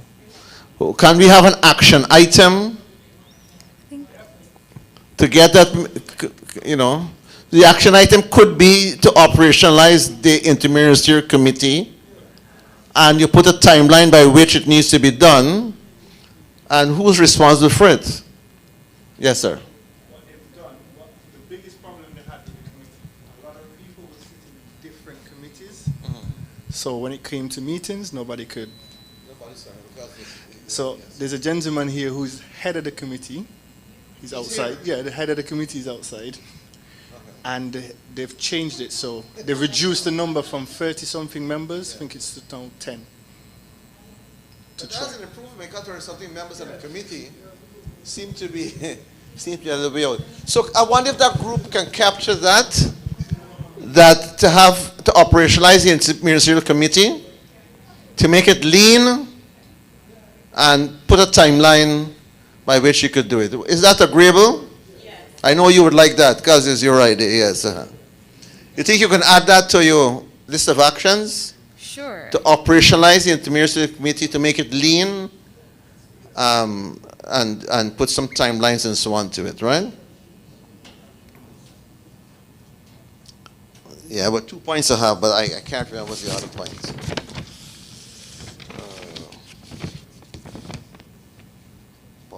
Policy. All right, okay. Let's go with that. It was 2 observations, but I can't remember the other one. Probably is not important, right? So that's it? Yeah, that's it. Thank you very much. Give a round of applause. Thank you very much. Okay. Are we saying we save the best for the last? I'm not saying it, I'm just asking the question. Look, yes. We need everything, yes. Okay, so the last group will be capacity, and good to know we're making good time because we want to wrap up at 1 o'clock and we have 18 more minutes to go. So, capacity. All right, greetings everyone. I'm going to try to make this not too long, but also not too quick because there's so much knowledge that is involved, but I'll try to get y'all out by lunchtime, which is in about 20 minutes. So I am Mohini. I am presenting on behalf of Capacity. And what we actually ended up doing was kind of shifting things a little bit because we realized that we have some barriers that were available and the strategies that were supposed to be undertaken. However, we also created more barriers and we created more action-wise policies in order to address this. So one of the things that I personally believe is linked to the lack of awareness about climate change, the lack of adequate tools, the lack of technical skills and expertise, and the lack of readiness to formulate and implement strategies. These 4 points for me is linked to a complete disconnection with the plant realm, a disconnection with the incredible ability that we actually all have to hold space for each other. So I'll elaborate a little bit more on that because what I think that we have all been searching for, and even just with everything that we are sitting here and that we are creating, is that we know that we have a soul and a physical body that has been touched with nurturing and nourishment that comes from Mother Earth. But the reality of it is, do we have that much knowledge, or do we have enough knowledge so that we can speak about Mother Earth in the way that she serves us, our children, every single day? I think there is a bit more of a focus in which we can speak about the journey of personal transformation, healing and education in folk herbalism, and also earth care and regenerative living. That's personally where I believe this starts. So with that being said, I think that we need to start working with themes and also safe and medicinal plants that nourish the body, nourish the heart, nourish the soul, and also build immunity, resilience, adaptability, and empowerment, and offer a mental peace in where we can start creating the transformative times that we need to move forward. So with that being said, when we speak of the lack of awareness about climate change, we realize that we have a capacity to interpret and to write policy. But when we interpret and we write policy, we don't have a capacity building committee in which we can all, just like the previous young lady was speaking about, and also this beautiful soul right here, when we were speaking about going into the schools and going and speaking to the children, creating a certain level of them fully understanding what it is to nurture and start with Mother Earth. So sometimes we have a way where we may look at our older generation and be like, we could come up with all kind of different things, but oh, your grandmother picked this and she give you that, and all of a sudden you're feeling better, right? And so how is it that we gain more knowledge and we share more knowledge and implement these tools to as we all know, it really starts with the children. So I'm actually I teach yoga for children. And what I realize is when I go into these schools, because that's what I did over the summer, I started teaching free programs to all of the summer camps that they were having. And what I realized is going in there and actually developing the confidence that these children lack within them is actually where all of this starts. It starts with children having the confidence that they need in order so that they can be guided through a holistic herbal education. And so in doing so, they are able to develop the tools. That's where the lack of the adequate tools come from, is that the children, or maybe not even the children, but we are not growing up with an awareness of plant medicine. We're not growing up with an awareness of Mother Earth. We're not growing up with an awareness of how we can use our own home apocotherapy and our own communication to plants, and also our gardening and earthening care, our regeneration of our health, using ancient ways of healing. And so from my vantage point, and our group's vantage point, when we have the lack of the technical skills and expertise, we realize that we don't quite have a space where people can fully understand that everything is available to them. What I've learned is that it's very easy to feel limited in this society. Very easy to feel that way. And that's the first thing. The moment you start feeling limitations, then the limitations just they continue going in your mind. And so the mind continue with these limitations. When you have limited thoughts and you have limited beliefs, and that is a collective problem, nothing will ever get anywhere. And that's just the reality of it. And so from my vantage point, we have to create a committee that focuses on how can we spread knowledge and opportunities to connect with people that have the capacity, the knowledge on plant meditation, on sharing circles. How can we bring in guest expert talks from people all over the world, wherever they come from, that will be able to share the knowledge that we will need so that we can move forward. Personally, Personally, what I've realized is that we can always start with education. When we start with the education, then we can start with also teaching what regenerative land practices are. When we're able to do so, then we can see the blossoming of a nurturing relationship between people and Mother Earth. That's actually where it belongs and where it begins. When we see, of course, the barriers of the lack of readiness to formulate and to implement strategies, we also look into how meditation and mirror work completely makes a difference. The lack of readiness to formulate anything comes from the lack of readiness within thyself. But how do we shift that? How do we shift that perspective within people? Well, we start with meditation. We start with mirror work. Because when you're able to sit yourself in a position where you're able to fully have self-awareness, you fully understand that in order to change the narrative and in order to hold yourself accountable, you have to go internally. And so when you do so, that eventually will lead to a shift collectively. And so, for example, if we have a capacity to secure financing, we don't have a capacity, to secure financing for high admit transactional costs, we realize that the action is to explore the cost sharing mechanism and the digital tools to reduce the administrative costs. And then, for example, as the young lady before was pointing out, we have accreditation challenges. And so that, of course, goes back to the CBC, in which we have a creation of a capacity of a committee that is put together that focuses 100% on what it is to lead to a shift, not on the outside. It starts from the inside. The mind has to shift first before our lives can shift afterwards. Thank you for allowing me to share. I kept it kind of short. That is more a motivational presentation than anything to do with climate finance. I hope we all feel motivated because we're breaking for lunch in a few minutes. I'm sure you have it on your list, but the team need to know that there's action items, right? That are action items. Good, just want this there because... Good, fine. So once the action items are clearly there, because, right, the presentation was so well done, I couldn't cope with it, you know, it's way above me. So I need support from the group.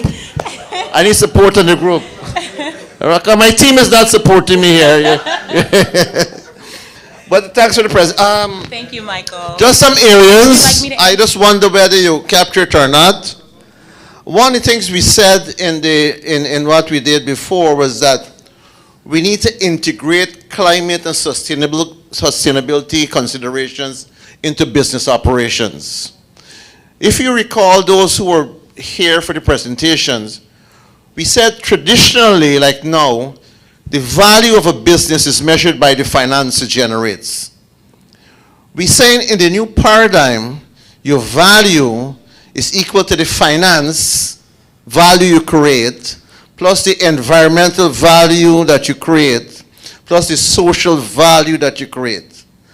That is the right. So you think it's adequately covered as an action item? Because how do you get business?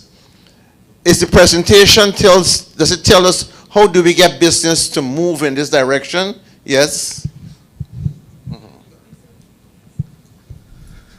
As I said before, it's beyond me, you know. I think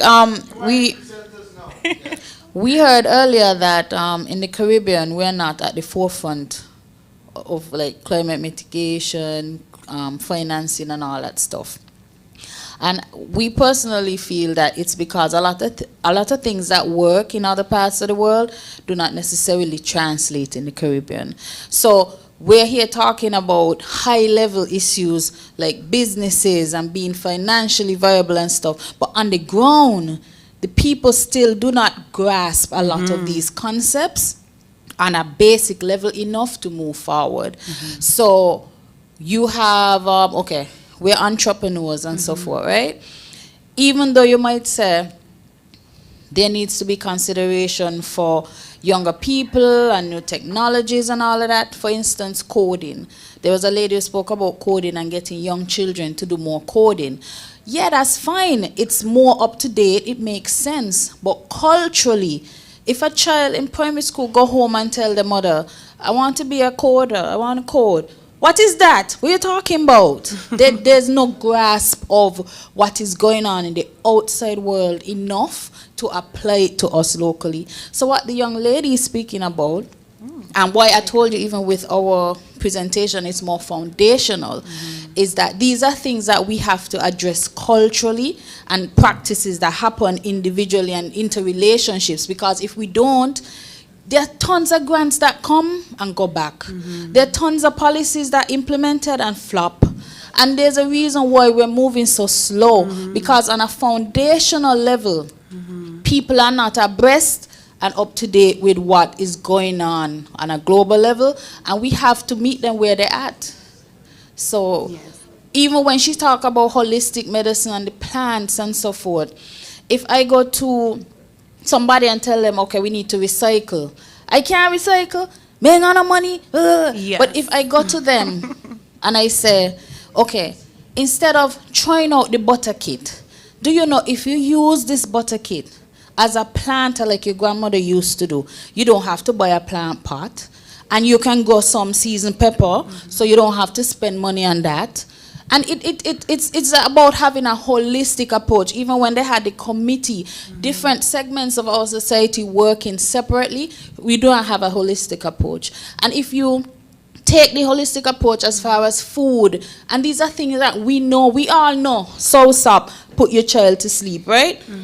But yet we out there in the drugstore making waste, buying NyQuil and different things, when a greener option would be pick the Soursop. Plus, if you pick the Soursop and you develop it into a product, we're making money now, we can export that. So you have to meet us where we at. We know the Soursop, right? But we have to see how the Soursop can grow for us. I think, I'm hoping I explain it a little bit. Yes, indeed. From my vantage point, there should always be a deeper focus on honoring the earth. When people fully have the understanding that we can innately honor the sacredness of the earth that we walk on, then we are able to constantly remind ourselves to keep doing the work. And that's just how I see it. It comes from the maintaining of education. And so when we continue the maintenance of education, then we can see the fruits of our labor. It does start with changing the mind in order to change our lives. But how do you change the mind, you know? That's a whole nother subject. They don't want me to go there. Just one add to that. What she's saying is very metaphysical, right? It's very high level, very up there. And we're trying to be on the ground. But it also does matter because this metaphysics sort of filters down into the way we act every single day and the actions we take towards climate change and climate finance. Because fundamentally, if we don't care about the planet, if we don't think ourselves as a part of it and responsible for it, then this doesn't matter. Exactly. Right? So. Exactly. I just wanted to recap the video we saw yesterday that Mr. Manners had shown with the SDGs. Sort of reflects that, because when I looked at it, I said, it's starting to show us a holistic approach that in your very own little corner, doing your own little thing, you can be contributing to one of the SDGs and addressing a solution. So as a collective, but then when we see it on the video, you can see this is really a collective approach, and it then begins to start making you reflect, well, how am I, contributing to better my planet? How am I contributing to better seeing kids in a more sustainable way? So I think consultants, Michael, I think they're telling you what it is. There is a gap at the foundational layer that we have to address. So I think you should find a way of capturing that. I hear you. And I'm learning. I just want to say that foundation level, I would be interested to see when you finish the action plan, what do you put in place in that action plan to address that at the foundation level now? Because don't forget, the object of why we're here is to enable the private sector to access climate finance. And the foundation level is important, right? But it also could be time consuming, right? The object is to put together a concept note that shows to the funder that investing in the private sector now is feasible because there are viable projects out there, but there are some barriers to accessing finance. And therefore, we need to overcome those barriers now. So it will be interesting to see how you capture that foundational thing into this action plan. And then I will pass it on to Kepa, who is better equipped, right? Better equipped, because we're really talking about a medium-term action. What can we do starting now to enable the private sector to overcome these barriers while still building that foundation? So keep it at the back of your mind, because if you focus a lot on the foundation, what you're saying is that that is important, yes, but we don't get funding from the Green Climate Fund in the short term for your investments, your 16 investments that you submitted to us, right? Because they're not going to wait to build that foundation. You could get that funding, yes, that's important, but the 16 will have a problem being funded. So the action plan is to show how we could overcome those barriers within the very short to medium term. But we have the foundational aspect very important there, and it will be captured somewhere in the concept note to build that foundation. That is there, right? But it'd be interesting to see how you complete your action plan, focusing on the actions to be undertaken, when it's to be undertaken, by whom it's to be undertaken, what resources you need to be on the table, and then we'll have to prioritize those actions. So, give her a round of applause for the presentation, right? All right. So I'm glad So I think maybe once you consolidate all the different actions, whatever actions are going into, say, a concept note can be different, but you can also make recommendations to the NDA to say some of these actions can be better placed in readiness programs. So this way it can inform the design of some of the readiness programs that they have access to as they're going forward. Yeah, I'm sure that our report will capture those things. And we're recording it. You could take off the recording, right, if you want. Yeah. No, sorry. We have a question. Somebody was asking a question. Who is talking to me? Me. I have a question. Oh. How do you feel? Do you feel in any way, shape, or form that unity or togetherness is lacking in any way, shape, or form that may be actually preventative towards us moving forward? Do you think there's a lack of a collective consciousness that maybe if we are able to implement more of that and focus on it, that we can maybe make some strides towards moving forward? Well, I am not, it's above my pay grade to put it in your context, right? So that is very nice, and I agree with you. But I agree with you what you said, but I would put it in a more business context. That the inability to form production clusters to benefit from economies of scale, the distrust among entrepreneurs for the fellow entrepreneurs throughout the region is an issue that needs to be addressed. How you address it, I leave it to the experts. That is a foundational thing where you need to start in the school. But what I'm looking for now are solutions that we can move forward. Because don't forget, we started this whole process of accessing not general GCF funding, but a private sector facility, which requires you to have projects that are bankable, meaning commercially viable, right? And unfortunately, that is the marketplace that we're dealing with, So that's how I put it. Yes, the inability or to form sustainable production clusters. There are a lot of efforts you could go through the region, and you can see a lot of efforts to form clusters. They don't last. I mean, I did an assignment in St. Vincent not too long ago. There is a production cluster formed under the entrepreneurial. It's a unit similar to the SBDC, but it's and it named the cluster is in it. But they can't even agree to import packaging material as a group. They can't even agree to do that, right? Now, that is not a problem that we consultants can solve. That is an internal cultural issue probably. I don't know. I'm not an expert in the area. But that's why I would look at it from a more business perspective, right? Sorry.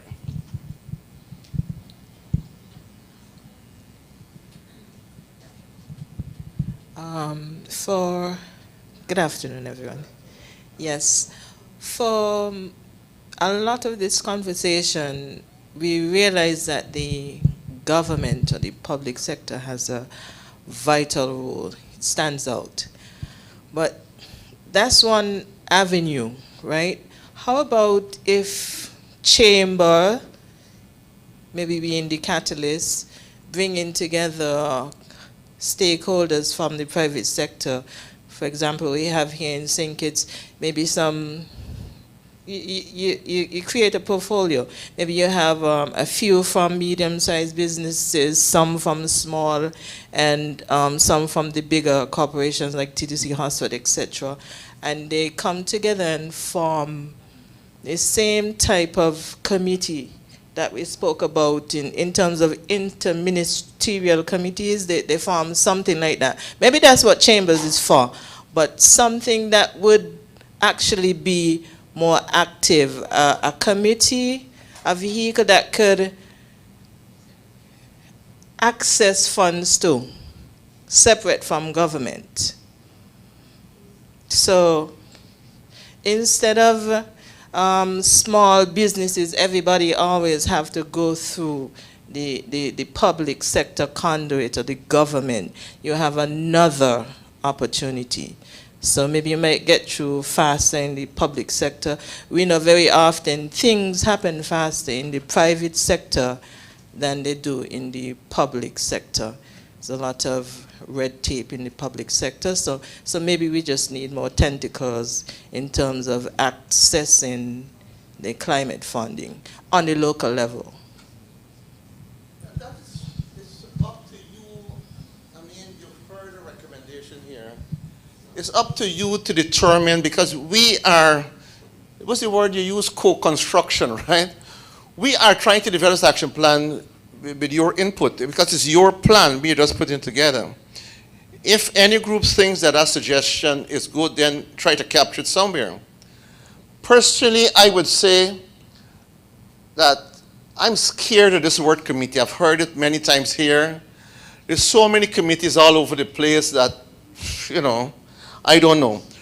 What I thought would have been a good action item is for the capacity development of organizations like the Chamber of Commerce to equip it to deal with climate finance, climate compatible investments, to make it more, you know, lean into that area. So it would require, so rather than having a committee, the Chamber itself must be more au fait with climate change.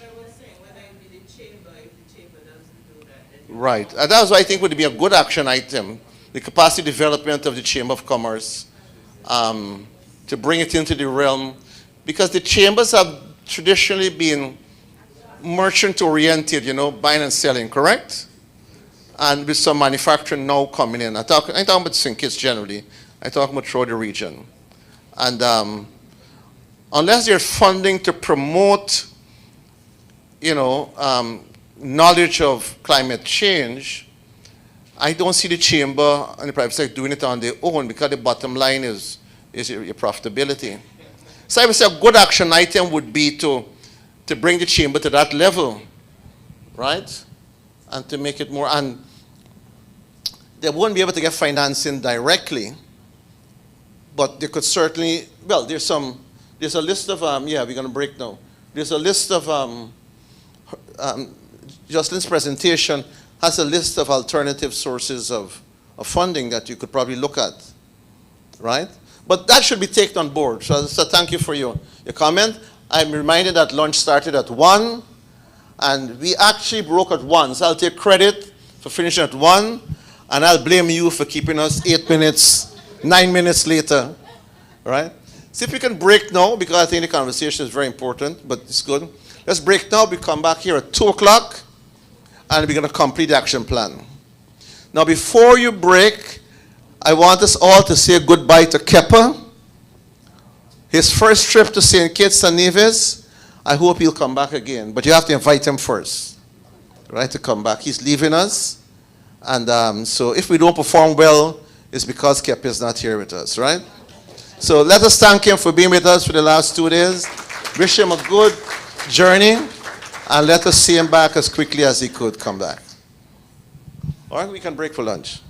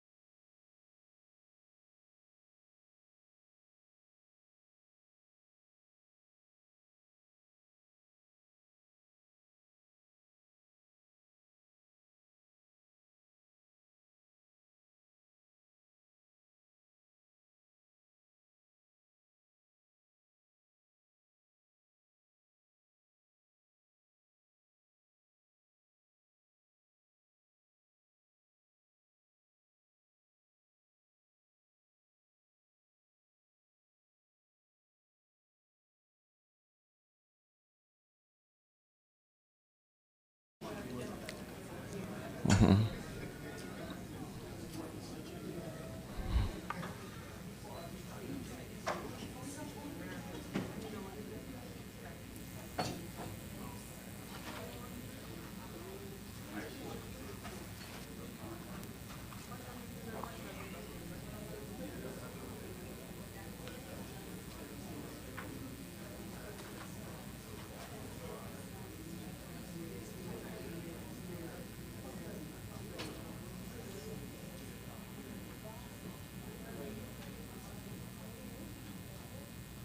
Lost you? Oh, you took it out. Okay.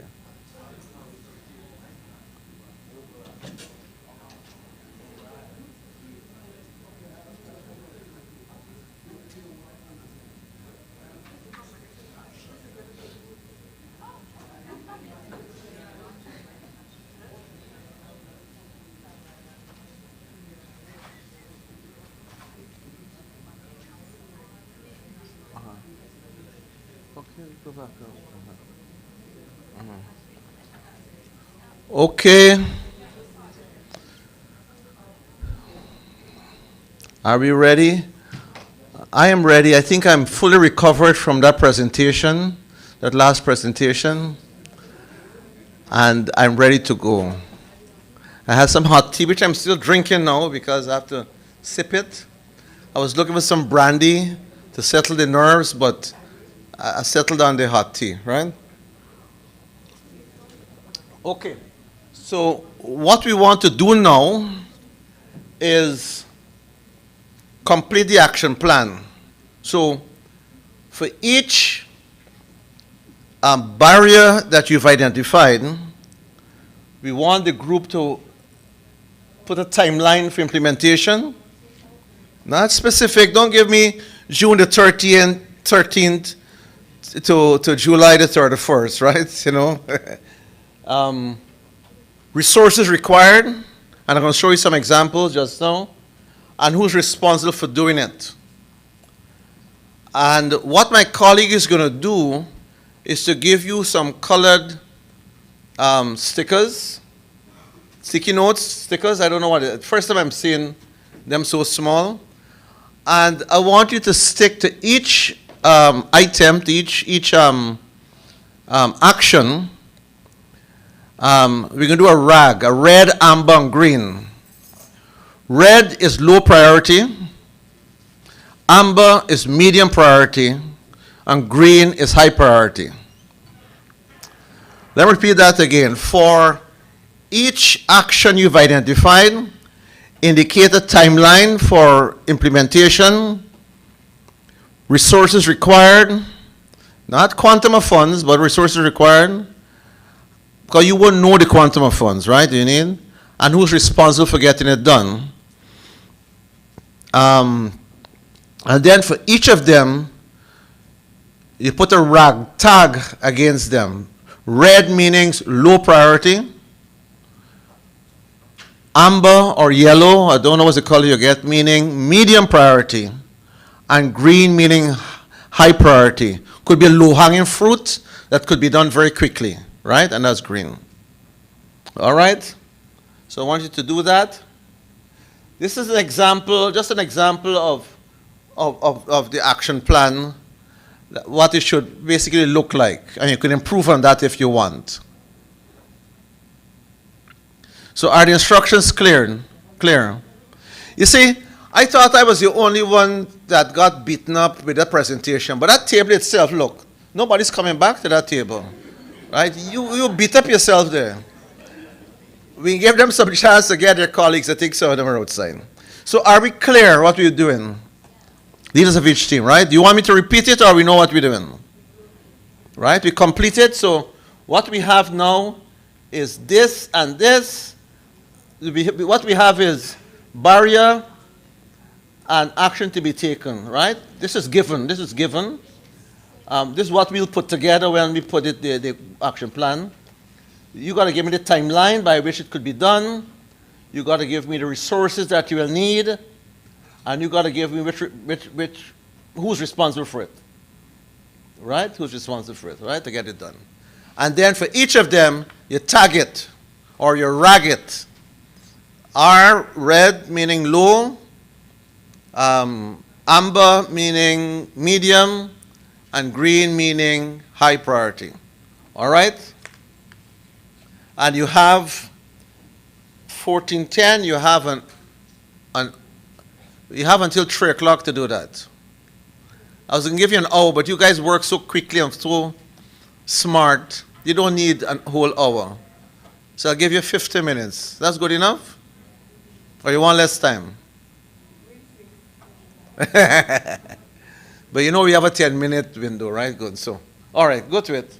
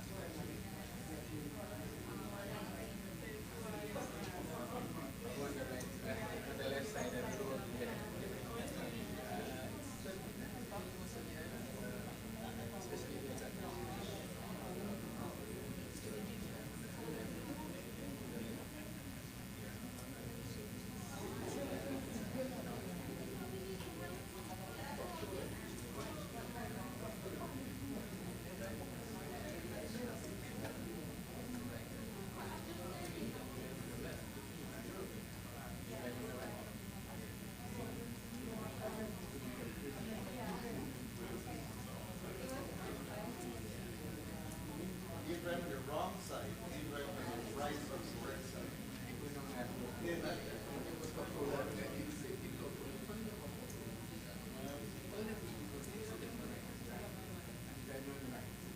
Yeah, that's not right, yes.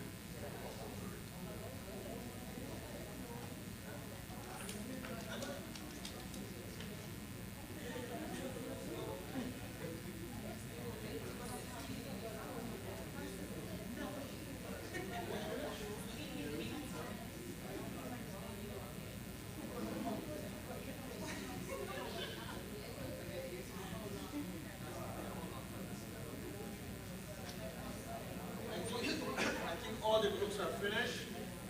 One group is writing out theirs. Engagement, finance, right? Finance is so we can have a few minutes, 5 minutes to start.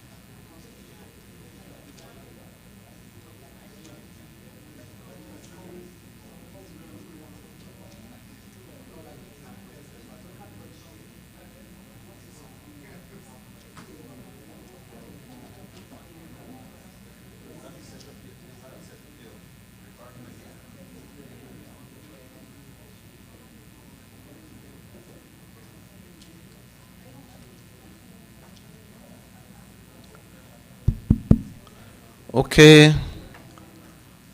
Finance, where are you? You need a couple more minutes? 5 minutes?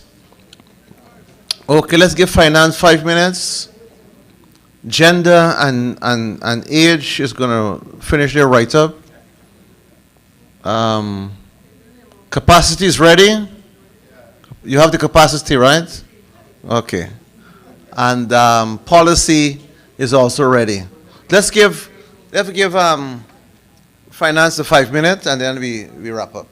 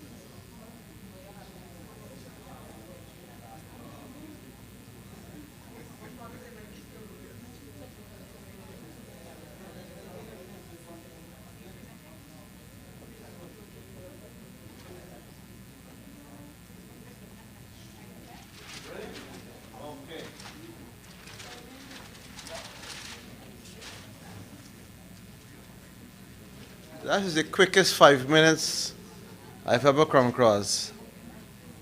It's like playing the 60-second waltz in 45 seconds, right? Okay. So we'll ask each team to come up and present their completed action plan. You'll give us for each action recommended to address the barrier. What are your priority ratings? What are your timeline by which you think this could be done? Make it reasonable, you know. I don't think you're getting done in 3 to 6 months, to be honest, you know. So make it reasonable, right? It got to be reasonable, you know. What resources you need, and who you think is responsible. And we're going to take it one at a time. We got an hour in which to finish this off, right? And at the end of each presentation, each action, I can ask for consensus that we can move forward with this. If there are any disagreements, we want to hear the disagreement. All right? Okay, so who's first?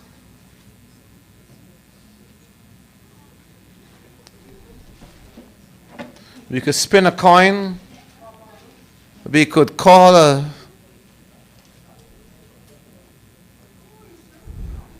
I think I want to hear from my favorite group first, the one that gives me most headache for the time I've been here. It's the capacity one. Let's say capacity first. That's the one I had to recover from. Capacity, yes. All your team members desert you. They left you in the lurch. Justin, you want to put the tip? Yeah. Capacity. All right, so capacity need help.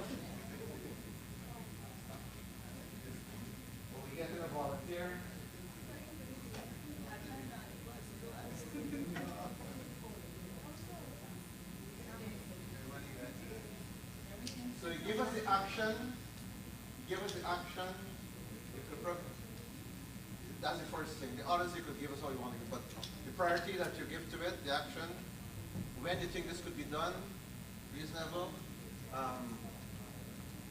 the resources you think you require to get this action done, and who you think is responsible for initiating it and getting it done. So, it's over to you.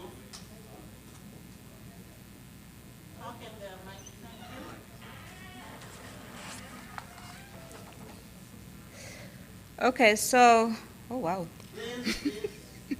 Please, everybody, please give your undivided attention because we want your feedback. If we don't hear from you and we leave here, we're going to say we had this thing validated because nobody objected to this action item. All right? So please pay attention. Carry on. Okay, so for our action here, we have creation of a capacity building committee. The resources we would need for this, technical experts, of course, legal, what? Oh. Foundation? What do you call it? A council? Oh boy. we're gonna work on something. We're gonna put our heads together. But so you have this committee, capacity building committee. What's the timeline you give? A year, 6 months. 6 months, a year to 6 months. You agree you could form that committee within a year and 6 months? If you have a receptive authority, you could form it next month. So that seems to be reasonable. Let's say within 18 months, right? That seems reasonable. And your resources, you need experts. You only mentioned legal, but you need a multidisciplinary team, correct? Yes. More than legal, because it's capacity building. So you're going to need expertise in climate financing, right? You have some others? You have some others, or you? Oh, but you're going to need a climate, because the problem is related to capacity to access financing, right? So you're going to need you're going to need business people, because this is a business we're talking about, right? You're going to need they had private sector, business experts, right? private So, sector yeah. and technical experts and legal. Okay. They had. All right. Does anybody disagree with anything you've heard so far? Who says no? I want to hear a resounding no from anybody. Disagree? No? You get a no from this table? Yes, you see that we missed that we could add. Yes. No, we're receptive to What other experts you feedback. need? What other experts is needed? We talk about climate finance experts. We nothing. talk about a legal expert.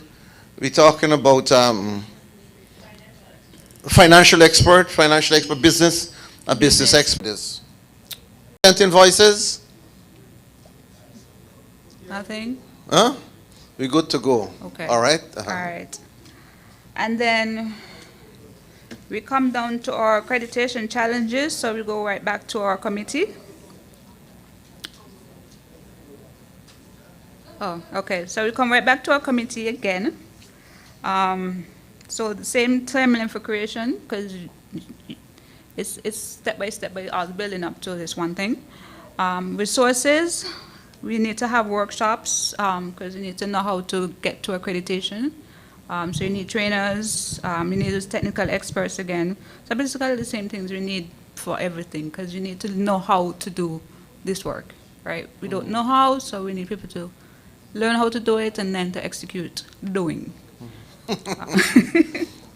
And then responsibility, government, financial institutions, and I think we will go back again to the same joint effort, because it's a country goal at the end of the day. And your priority?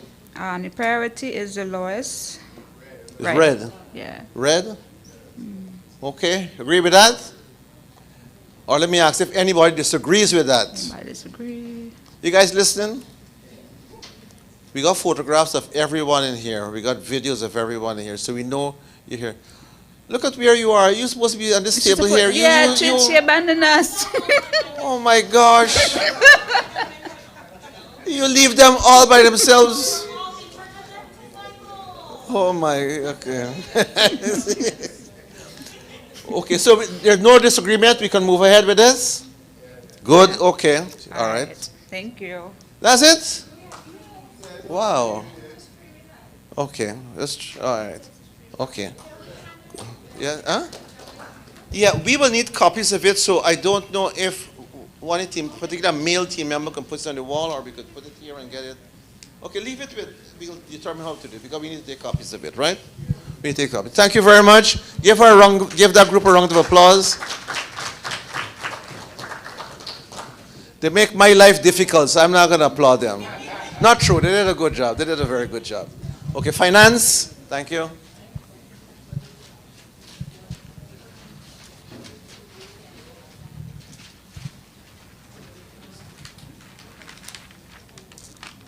Hi, good afternoon.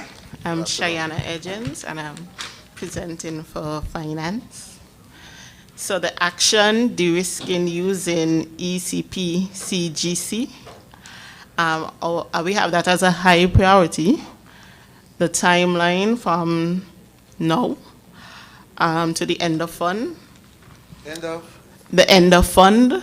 End of the funds? Yes. Okay. Okay. All right. Okay. And for the resources, we have the St. Kitts Nevis National Bank, the Republic Bank, and the funds within the ECP-CGC. The Eastern Caribbean Partial Credit Guarantee Corporation. Okay. And who's responsible? The St. Kitts Nevis National Bank, Republic Bank, cooperating financial institutions. For education and target awareness, climate action incentives for K-6. We have the timeline, that is a high priority also. We have the timeline 2024 to ongoing. The resources, experts, trainers, educators, and who's responsible? We have the private sector. Okay, that's okay with you guys? Private sector is very broad. So is there any specific agency in the private sector? Is it the chamber? Is it, no, the SBDC is not private sector, but they're private sector oriented, right? Their mandate is to promote private sector.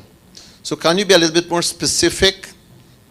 Who in the private sector? Because we want to have a defined, recognized body that we can say this body is responsible for activating this particular initiative.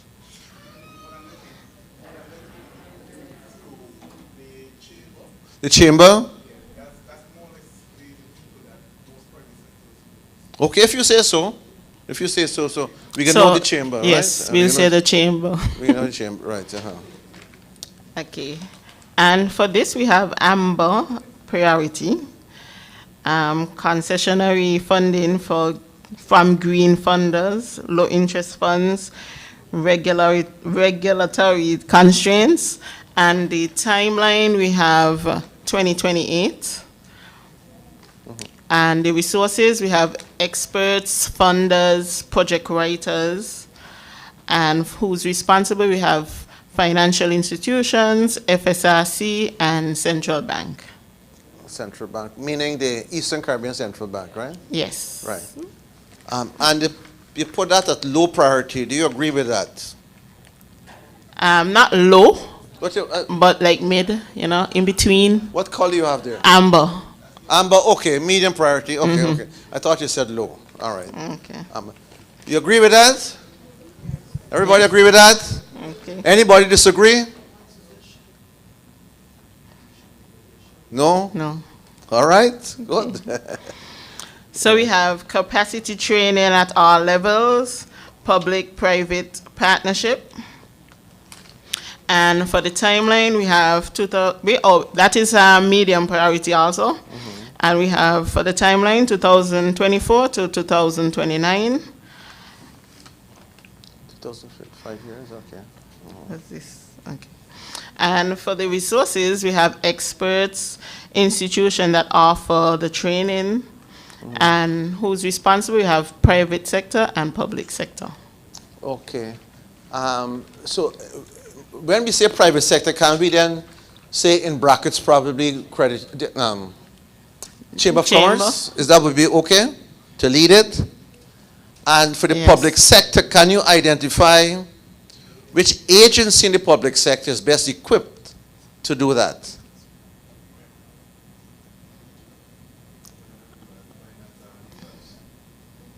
Because the public sector is big, you know. Who in the public sector is going to do that? The NDA? Well, you tell me. You, don't let me tell you. I don't know. You tell me. What is the action again? What's the action again? Capacity training at all levels, public-private partnership. The barrier is internal capacity limitations in financial institutions. Okay, so it's accessing finance, yeah. The NDA, could be the NDA, yes, if it's climate financing, yes. And the NDA will then seek the necessary expertise from, if it's 5Cs, or, you know, directly Green Climate Fund could also provide support. Caribbean Development Bank could do it. All right? So we good to go with that? Okay. So we're noting that's the NDA, and because we're recording it, so we'll remember, right? Right, Joycelyn, you remember? Good. You sure it's working? You tested it? All right. The next one? Okay, so the next action we have, this is also a medium priority. The action is corporate level education. And the timeline, we have 2024 to ongoing. The resources, experts, trainers, conferences, workshops, and who's responsible, we have private sector, governmental heads. Okay, again, let's say chamber. The SBDC got any role in any of this?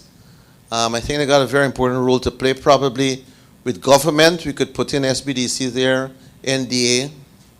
Okay? Mm-hmm. All right. You good with that? Is that okay? Could you promise me before we finish you have at least one dissenting view? That you'll disagree with something we said? Can you promise me at least one we'll get?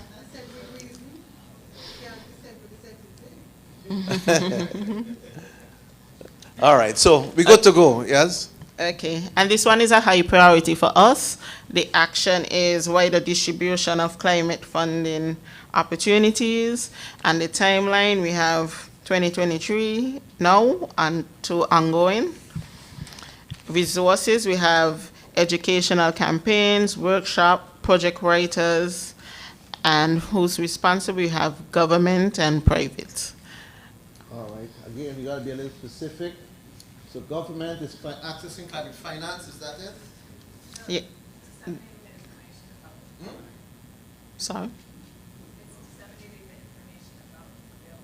Information, so like what we got yesterday with the institution, so we can say the NDA, and that would include the office of the, the project office. So when we say the NDA, we're talking about the climate, SBDC, the NDA, and all the offices under that, and the private sector.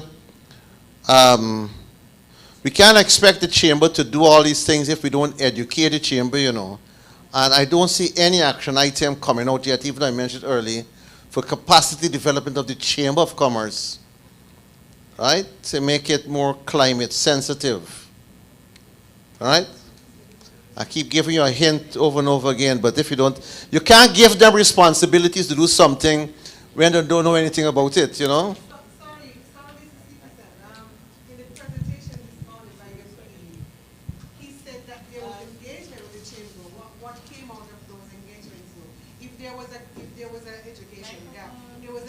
By KEPA? Yeah. The chamber here? Yeah. No, the engagement had nothing to do with institutional strength. It has to do with stakeholder responses and getting the feedback and so on. Who's to measure that? Who's to measure the gap if there's a gap in the chamber? Who's to determine that? Well, whoever is the competent authority. So, for example, if an action item is to the capacity development of the chamber, a gap analysis will have to be done to see what are the gaps that you need to focus on. The chamber right now, as I stand corrected, is not involved at all in climate matters. So it's a big gap. It's a gap of everything. So you're starting the training from zero right up to everything. What I'm saying is that you cannot assign responsibility, the responsible person, to an agency that is not equipped to do it. Right? You know what I'm saying? So a prerequisite for assigning that responsibility is the capacity development of the chamber to carry out that responsibility. You agree with me? We could probably capture that, right? Capture that. Make it easy for you guys. Delegated to us to capture. My friend, you saying something? You were saying something, or are you okay? Okay, good. So we can capture that somewhere, but capacity development in the chamber, so they can take on responsibilities, right? Okay. So we're good to go with that, right? All right. Okay, and our last one, which is also a high priority, the action increase awareness of standardized taxonomy.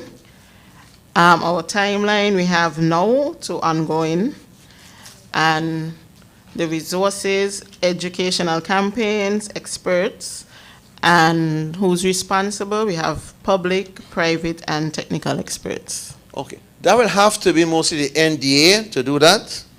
And I would say not only the taxonomies, but I would say the benchmarking mechanisms generally to raise awareness about the existence of these benchmarking mechanisms and how the private sector can use it to access climate finance. We're talking about not only taxonomies, we're talking about the frameworks, we're talking about the protocols. Would you agree with that amendment? Okay, we will note and we'll make that change. With that, do you agree? We can pass this, we can give this an A and move on? Yeah. Yes? Or, you know? I don't hear too well at this time of the day, you know. But I'm hearing yes, right? Okay, give her a round of applause. Thank you, group. Okay, that's finance. All right. The next group. We need, yes, thank you.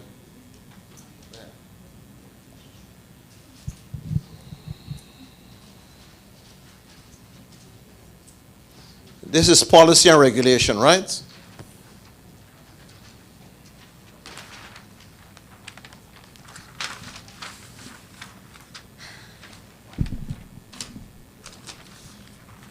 Good afternoon once again, everyone. This is policy and regulation. You can hear? All right, okay. Speak closer to the mic, though. Okay. So we would have done things a bit differently. So you might not see what I'm speaking about, but when I turn it around, you'll be able to see it better. So how should I do it? Barrier by barrier? Yeah, you go to the, right, they identify the barrier, the action item, and then you could move across, yes. Okay. So under barrier 1, the action item was harmonizing legislation to other climate forward countries. The timeline we would have indicated was about 2 to 3 years, which is medium term. And the agencies responsible we would have identified were legal, the Ministry of Finance, the Ministry of Trade, and other international organizations. That would be either the governments of other countries or perhaps other climate agencies that could better advise us as to how to structure our own frameworks and strategies. And that is a medium priority, right? Yes. Now, legal would tell you that they don't have the resources, don't have the personnel. Even drafting legislation is always thing. And when you do climate change, you got to start with the NDA. You got to start with the NDA. The NDA now will get the resources that's required to do that harmonization, right? That's how it will work, you know.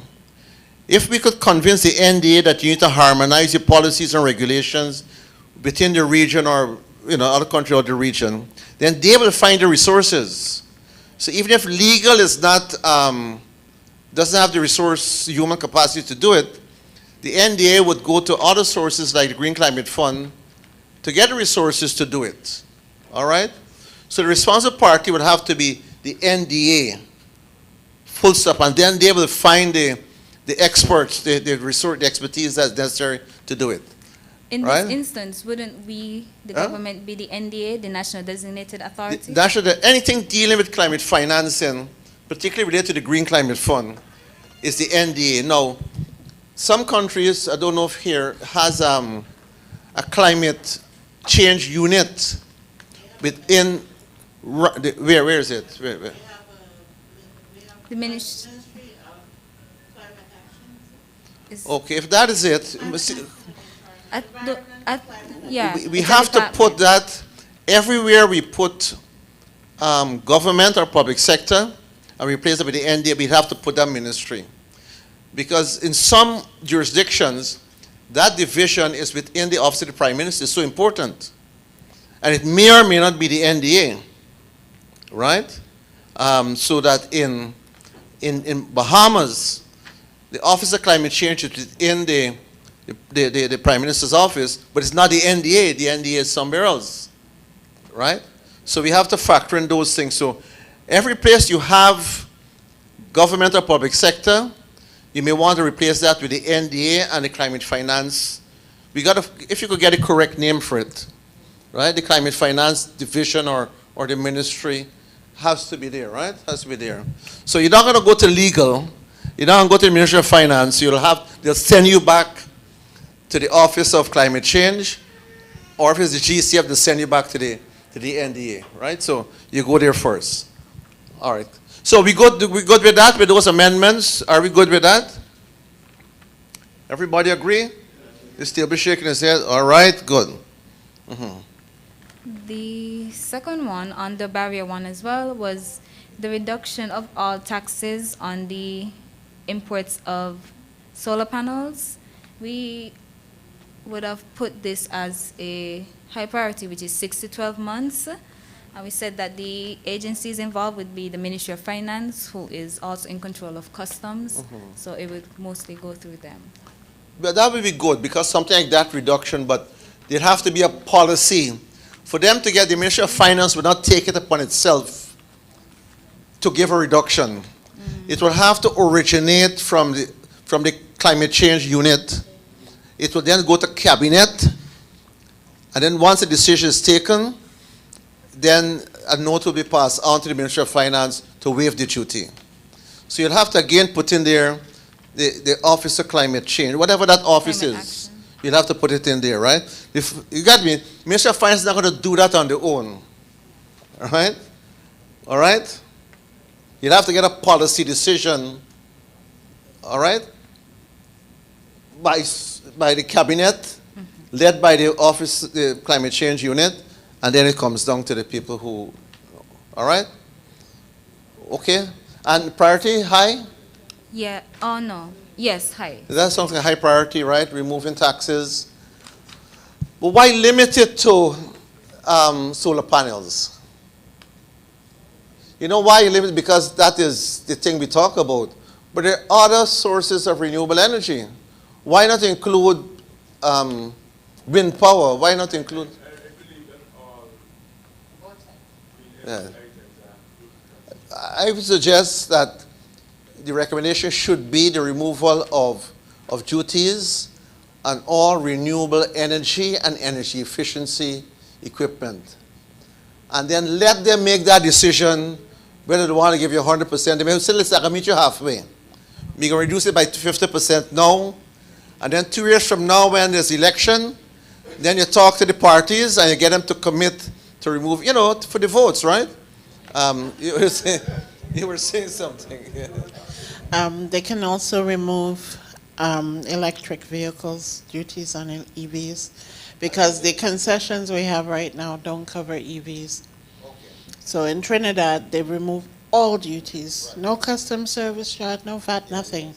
Yes. Guyana is the same thing. They've removed, not only have Guyana removed the duties on EVs, but they have awarded contracts to install charging stations throughout the country.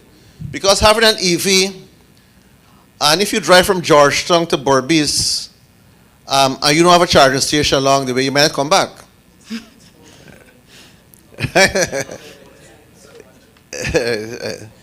Unless it's hydrogen, as you said, right?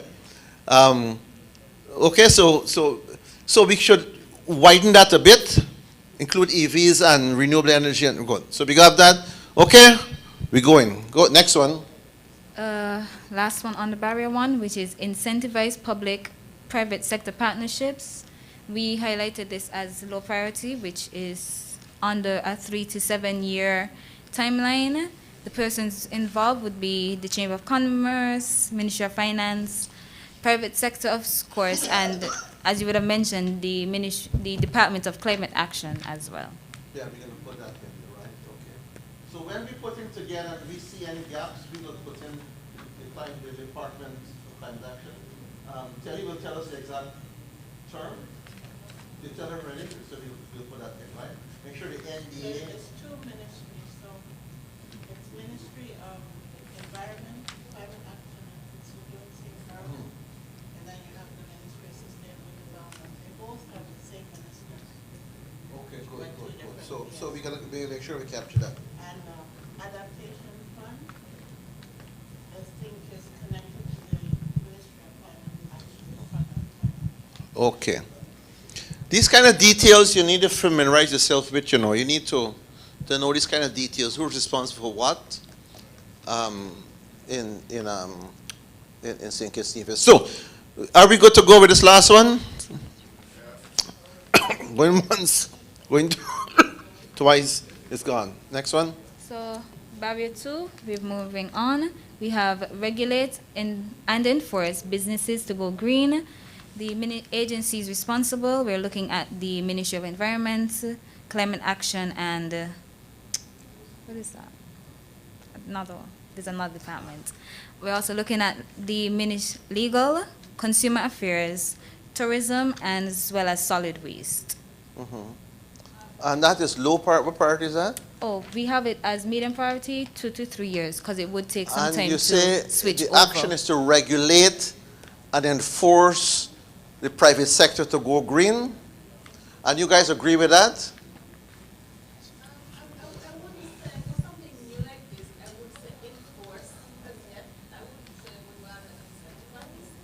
Aha. Now we're getting somewhere. You don't want to go there, you know. You don't want to recommend to government to enforce these kind of things, you know. You got to persuade. So incentivize the private sector, I believe, is a much better phraseology with that. So thanks for that. That's what you want to do, right? When you start to enforce and regulate, then you have to you have to police it. You have to now set up another unit to police to ensure that Telly's business is doing this. And then you got to be able to charge her and take her to court. You know, so you're getting, so it's a last resort. So I would say incentivize. Can we agree to change that? The private sector to go green, and then we have those agencies to do it. And what's the timeline? 2 to 3 years. So it's a medium priority, priority. Can we go with that, with the changes? All right?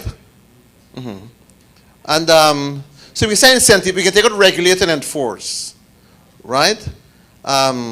Your policy, right? Yes. You may want to have a policy on it, because once you put a regulation, you have to enforce. You see?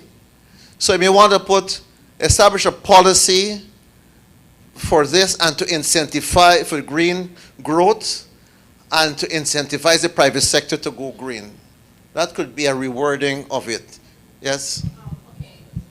I would say incentivize, I agree with, because we really need. Could you pass this? Because there are persons. I think that we have had concessions on renewable energy products for a long time. but it still did not encourage people to do it off of their own to be able to install and those kind of things. So yes, it's there, but it's not really being accessed by persons, I guess, because I would say because of awareness, public awareness, lack of knowledge, maybe lack of maintenance or skills or whatever. But the concession has been there for a very long time.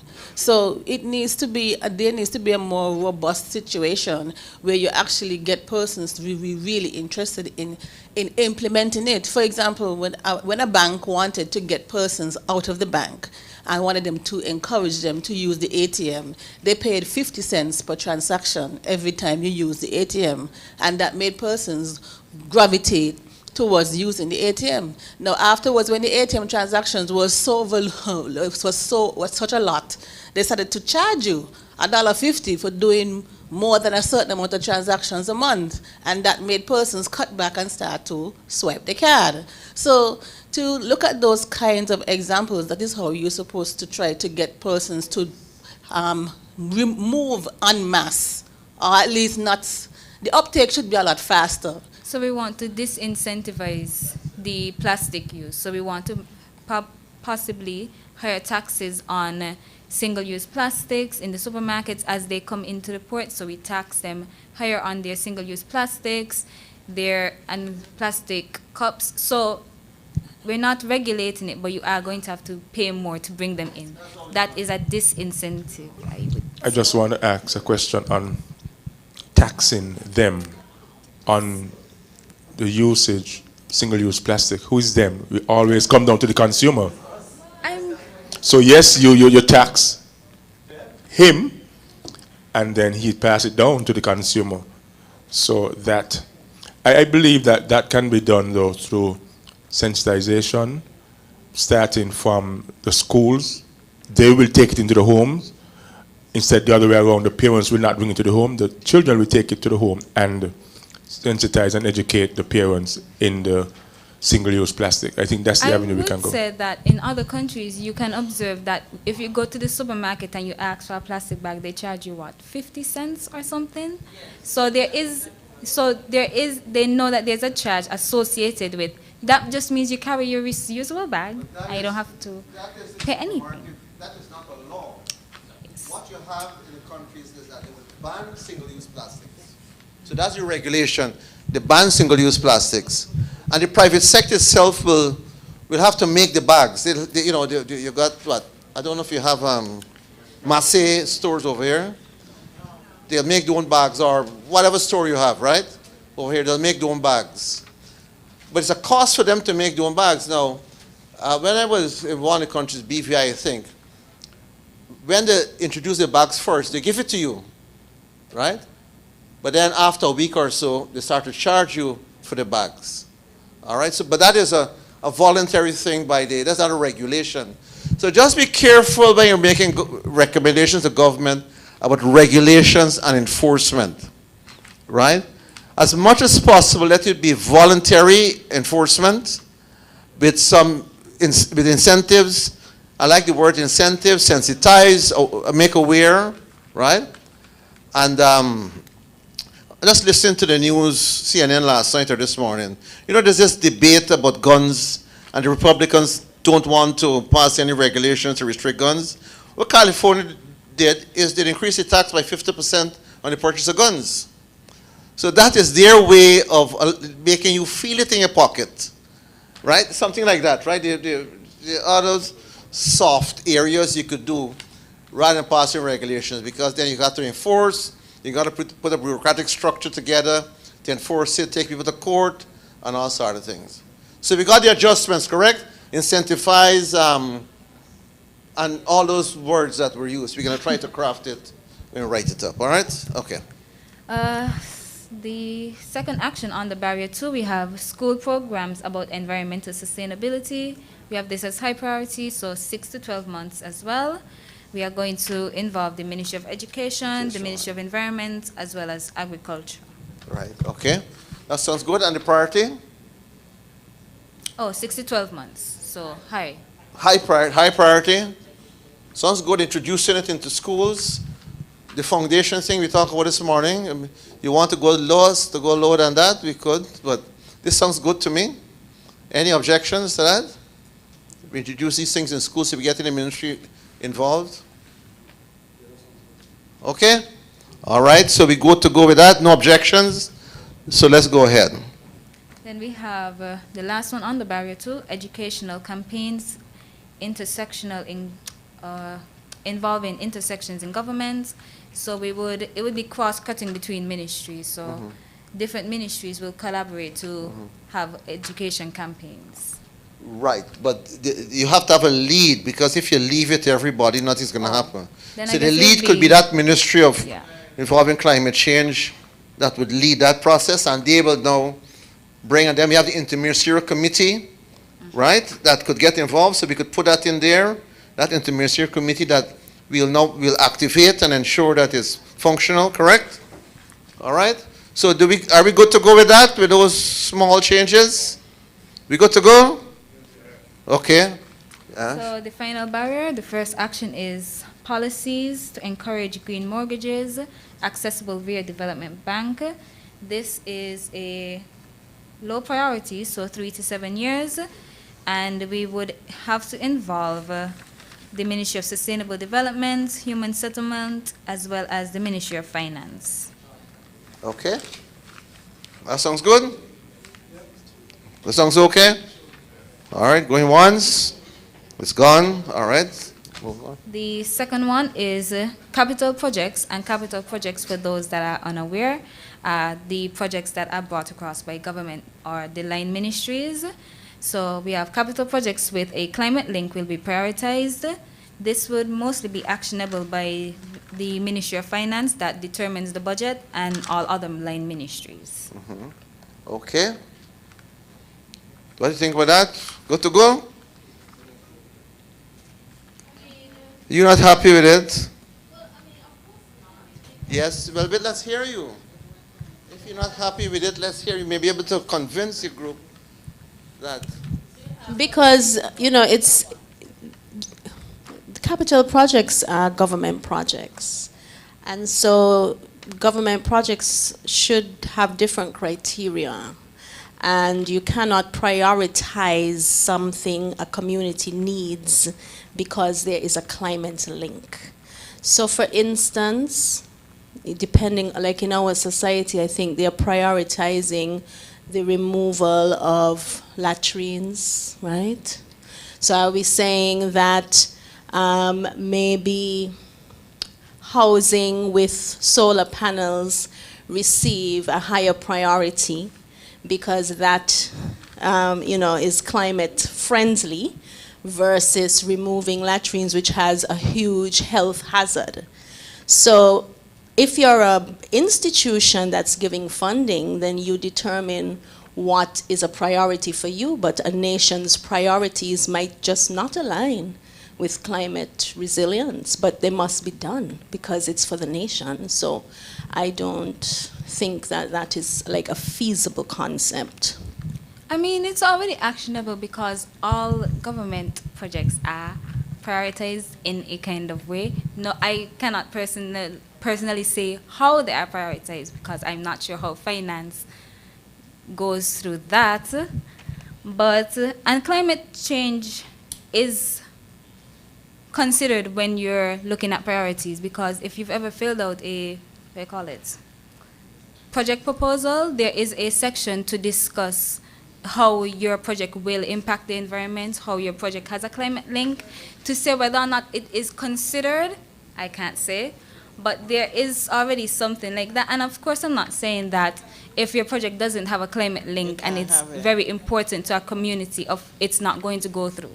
That's not what I am trying to pivot to, but I think more and more, I think government should consider how their projects will impact in the long term the climate and the environment. I will make them more mindful of the projects they put forward.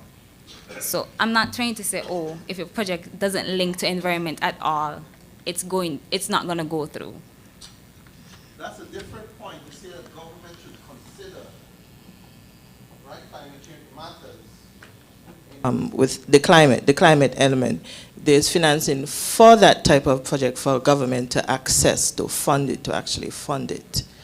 So I think it's more like you have a better chance of accessing the stream funds. And I think it's the verbiage as well, because when we say prioritize, we're not saying put in front of others. It just means that it might Chances be of financing.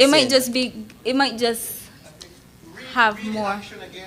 So capital projects with a climate link will be prioritized. Capital projects with a climate element.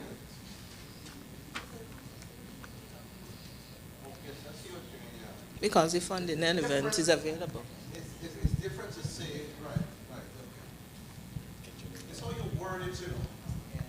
It's how you word it. Right.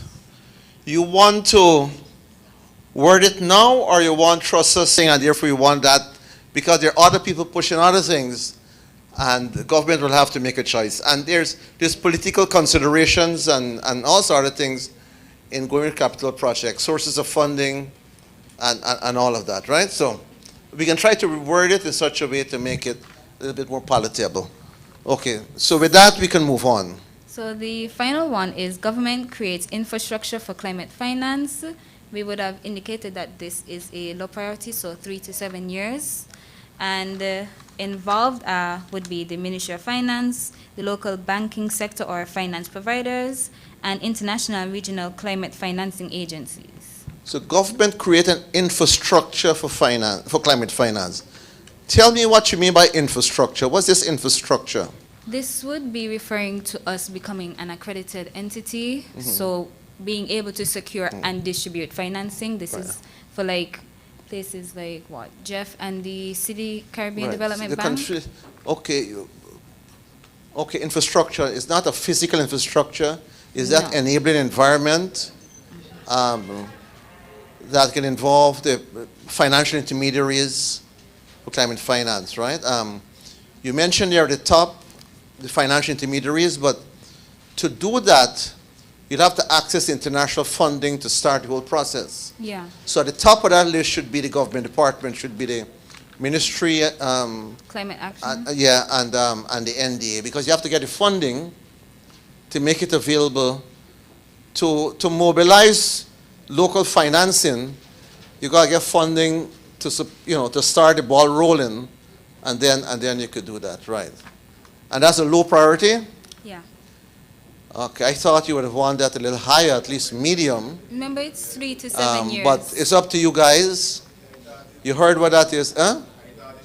No, it's 3 to 7 years because it does take quite a bit of time to become an accredited entity, because I think Telly would have pointed out in the previous workshops in June that it takes quite a bit of time for any country to have an accredited entity on board. Now, a medium term,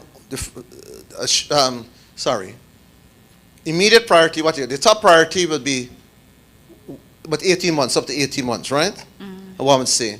Medium term would be 18 months to, I would say, 36 months. Now, that should be more than enough for the credit union to get accredited. Really? I think so. They've gone pretty far, but that's 3 years, you know. That's 3 years from now to get accredited.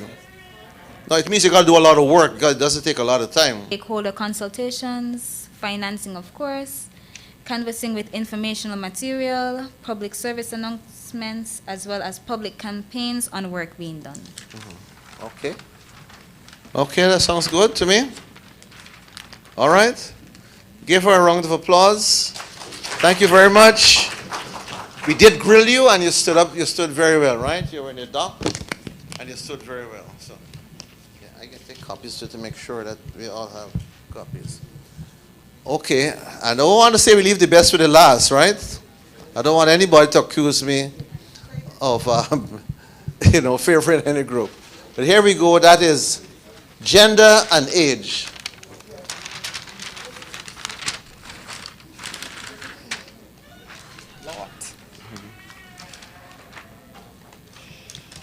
Okay,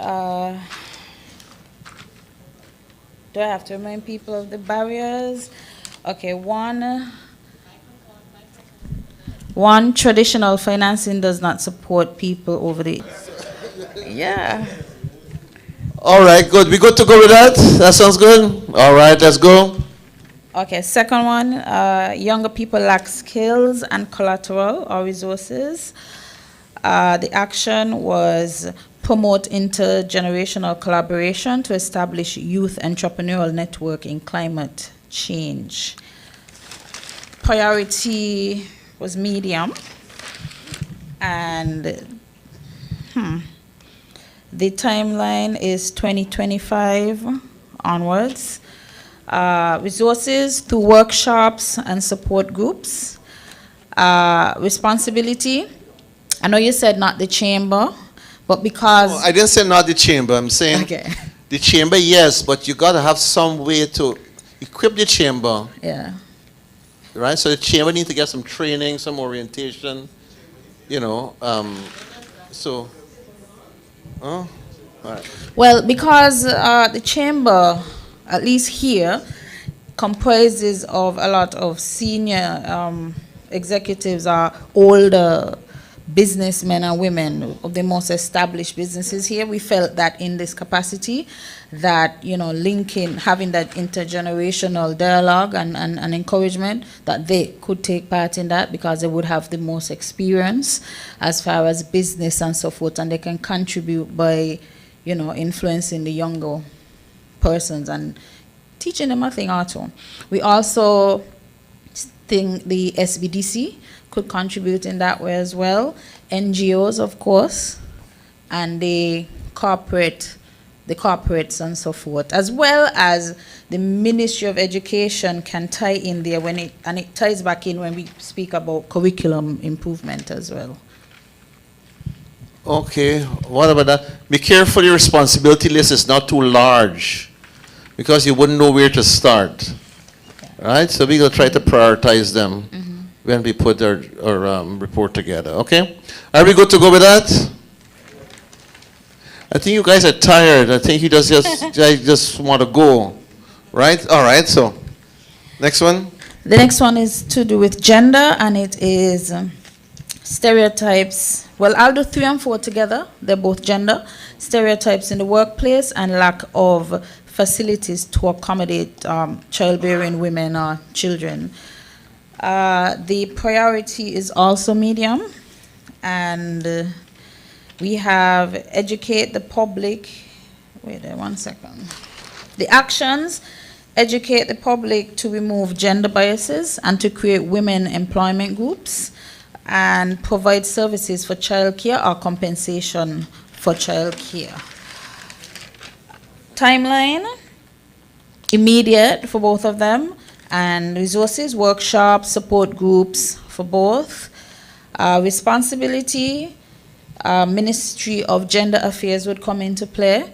We perhaps would need some experts that are not necessarily on island, but persons who look at other countries that would have done that, who can come in and help us, and of course NGOs. Okay, are we good to go with that? Yes, we are.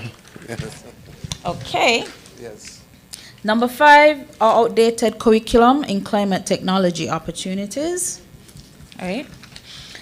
Actions: provide opportunities to incorporate new technologies specifically to do with climate change.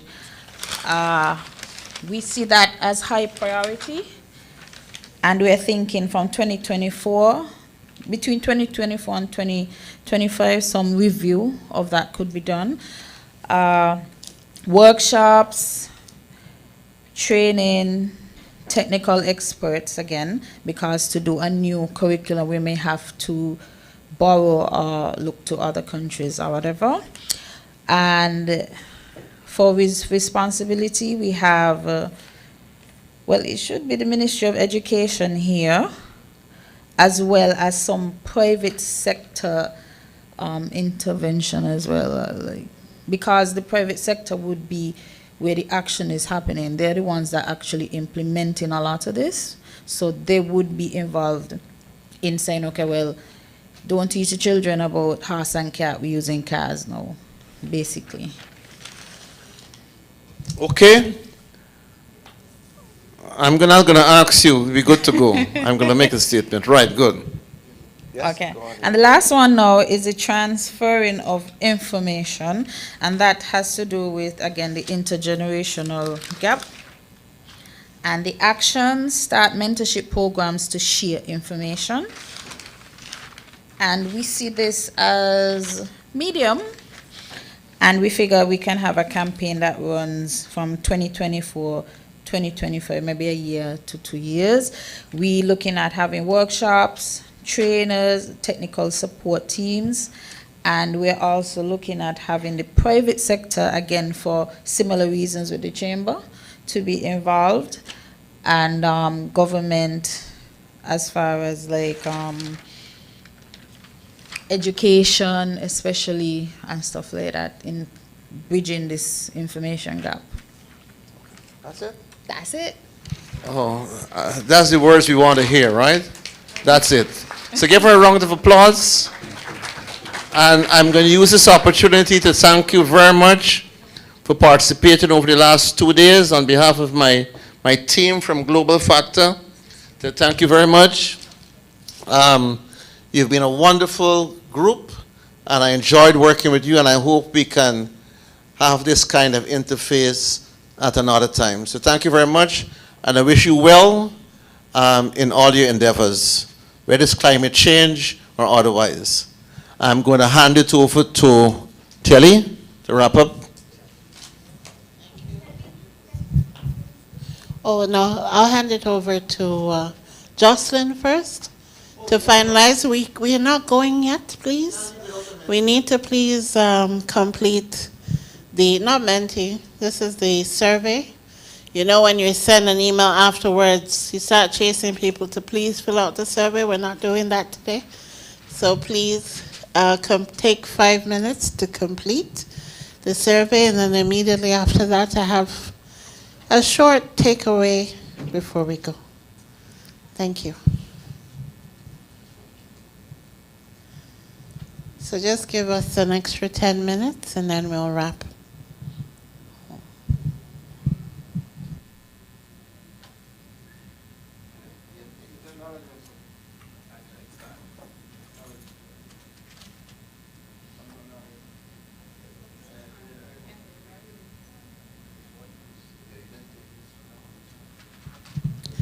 And for those participants who are joining on the live stream, I would like you to also take the survey. Thank you.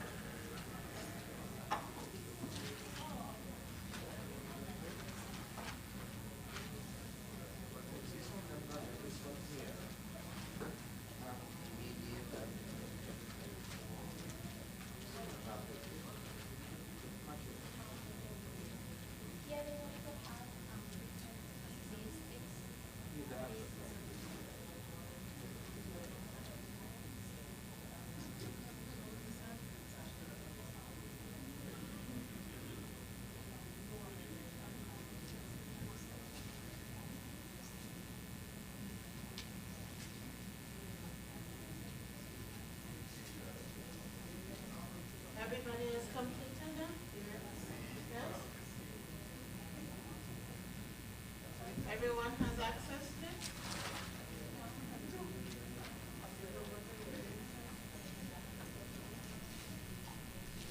Not that I checked and I see only 3 people. And it is not in your head, yeah? Okay, that table looks like they've completed. Can I take this off the screen? Yes? Going once, going twice?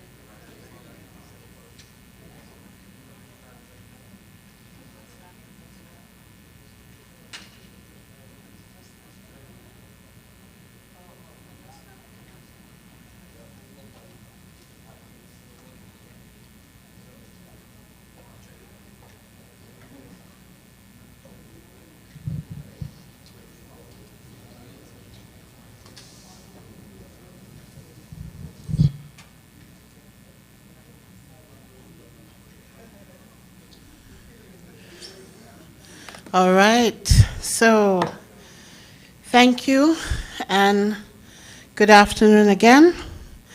It's 4:13 and I don't want to take up too much of your time. But I think you will agree with me that today was quite practical, quite instructive, and there was a lot of pure learning happening amongst everyone, correct? Before I go on, let me just get a sense of your feedbacks on this table. Someone,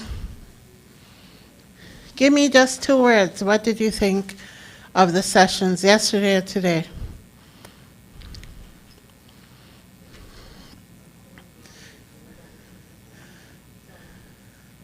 I need to feel a pulse. I know we had lunch, so can I get a pulse? Cleon?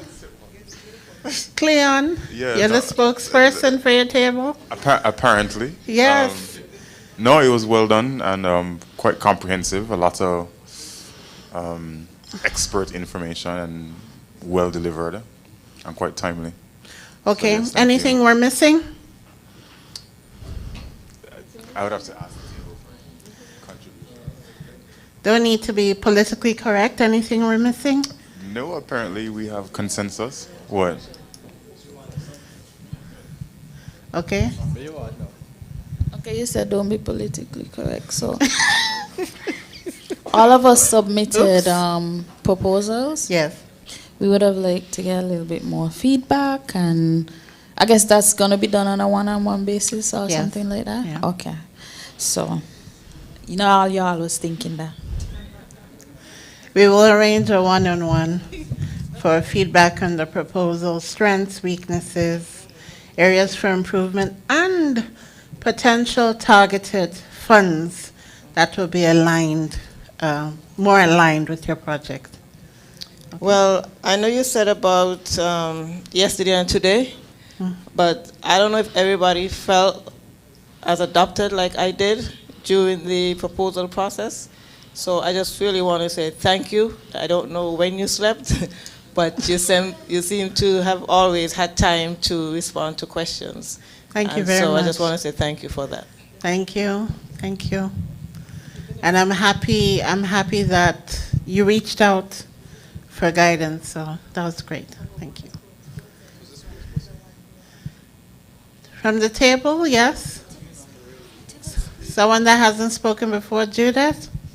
Yes? Okay, yes. On behalf of my table, I want to extend gratitude and thanks for inviting us to this forum. We understand the importance of climate change, and we are more equipped, more knowledgeable in terms of how to communicate information and awareness to others, and perhaps, hopefully, put some of what we learned into private ventures. Hopefully we can access financing or share the information with someone else, and I would want to encourage you to have more of these types of exchanges. Thank you. Thank you very much.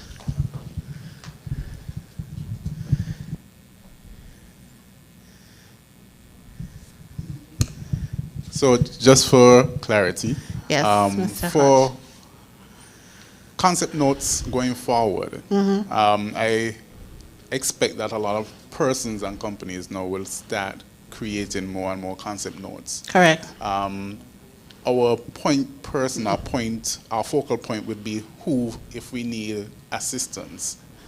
Because the concept note that we drafted took a lot of work, took a lot of energy out of us, but I realize it's a shorter version of the real concept note. It is. So because of the gap that exists in the knowledge to create successful concept notes, would it be the local NDA? Yes, that's correct. And also, as an output for this project, I'll be sending you a link to join. So we're creating a sort of sustainable business network. So it will be for now, WhatsApp group, where we'll be able to then use that as a medium through which we can share opportunities and so on. And if you have any needs, then we're able to capture it. And the NDA can then filter for additional projects and programs. Also, I'll make sure Mr. Satney is also part and parcel of the group. So if there are any opportunities under his project, because he also has some support for private sector activities under his project component. So we'll just try and maintain this and keep it going. At least I'm committing, for the duration that I'm on, to try and breathe life into the project. And if you know me, I always have, whenever something hits my desk, it's easy to just drop it in so that everybody can then use it and share. So we heard you the last time. You said the gap is a lot of information, so we're trying to at least start something small and bridge that gap. Okay, so I am assuming now that this core group will now become the Part and parcel of that. Yeah, so the what do you call it, the preparation grant? The readiness grant? The readiness. Hopefully we'll be a part of the readiness grant. Yes, so just to put into context, the 16 project proposals that we got, which I know you had also submitted, will be developed into a programmatic concept note as we discussed. I think we'll be having some additional meetings, especially with your unit. If you're available tomorrow, we can have some additional meetings to talk about some of the programmatic actions for it. And then for some, as Kepa had discussed, because some of the projects are very individualistic, they had to find a way of, finding some commonalities to prepare the program. So for your own individualistic projects, there's still additional financing. So you remember Jocelyn would have presented to you the USAID. I think that's up to 1 million. And I believe the deadline is when, November. So we have time. So within that time, I'll be discussing with Global Factor to see how we did the same thing for the call, maybe provide some office hours, where if you do need some additional support, you'll be able to tap into. And also, Global Factor has developed a toolkit, which you'll get after the workshop, probably by tomorrow or so, and also that theory of change toolkit. So these are tools that have been designed for you to really help you, develop your concept notes. Or if you see other opportunities, you'll be able to. And then obviously there might be any other opportunities we see for capacity building, because 2 days isn't enough, but there might be courses that we could share, as we come along. So that's something we're committing to do. Does that answer your question? Okay. Mikian, nobody from your table wants to say anything? Okay, so it is getting to the end of the day. So fairly quickly, I have 2 opportunities to share, and then I just want to give some closing comments on behalf of the NDA. Mr. Manners unfortunately could not be with you this evening, wasn't feeling well, but he's asked me to give you some takeaway comments on behalf of the NDA. So really quickly, Sarah had sent me this information. Natasha did a few days ago.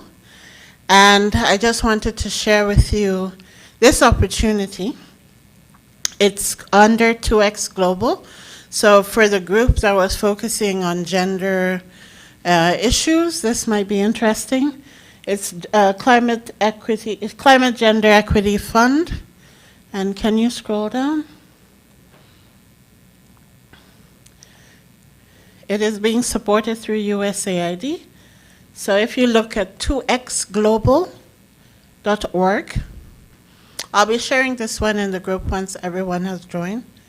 You'll be able to look at it. So they're targeting grants from 100,000 to 300,000 and may consider grants up to 500,000 depending on the proposed level of impact. Yes, ma'am? Microphone? Who has the microphone?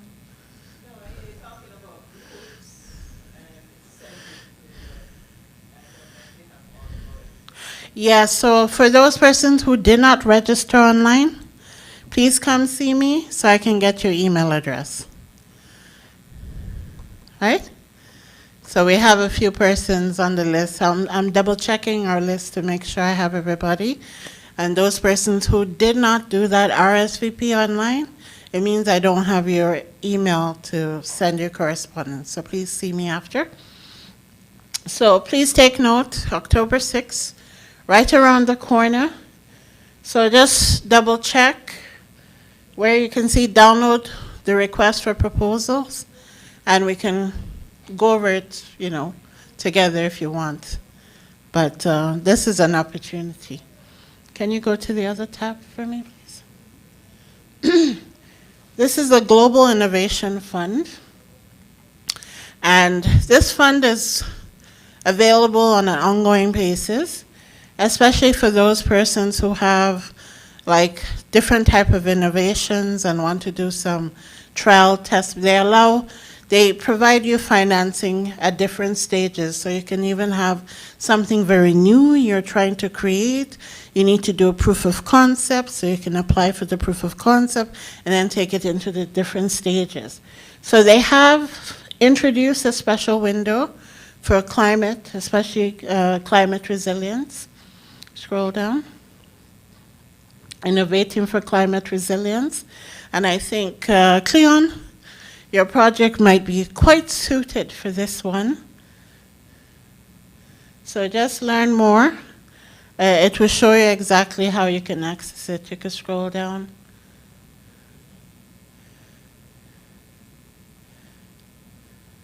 They have videos and whatever. So this is Global Innovation Fund.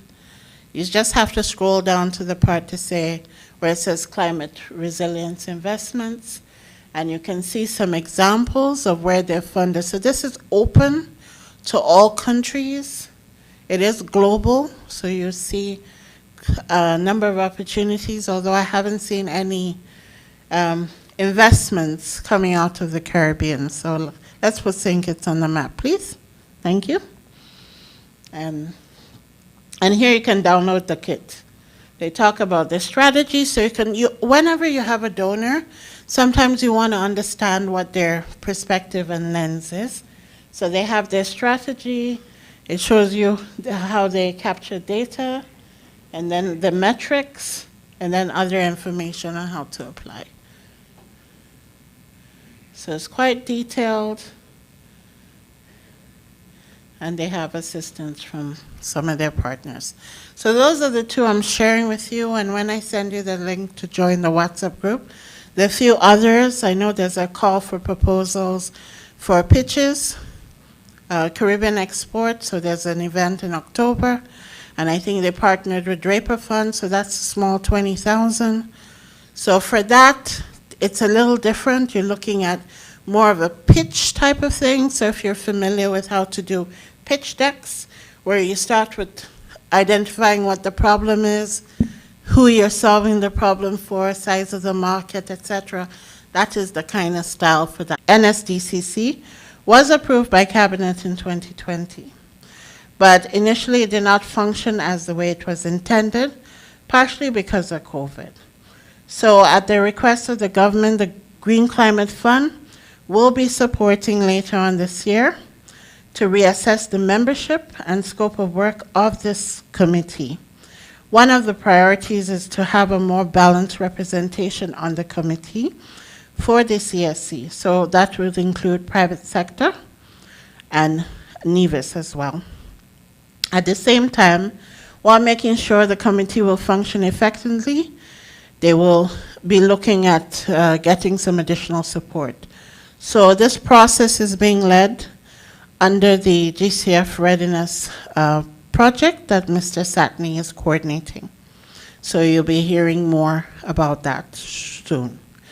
The committee will also provide oversight to SDGs and the Green Climate Fund projects in St. Kitts. One idea is to group the members of the committee around 5 Ps of the SDG: people, prosperity, planet, peace, and partnership.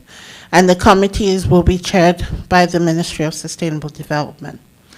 The suggestion is to have greater interconnection amongst the ministry through campaigns and initiatives, and this is important.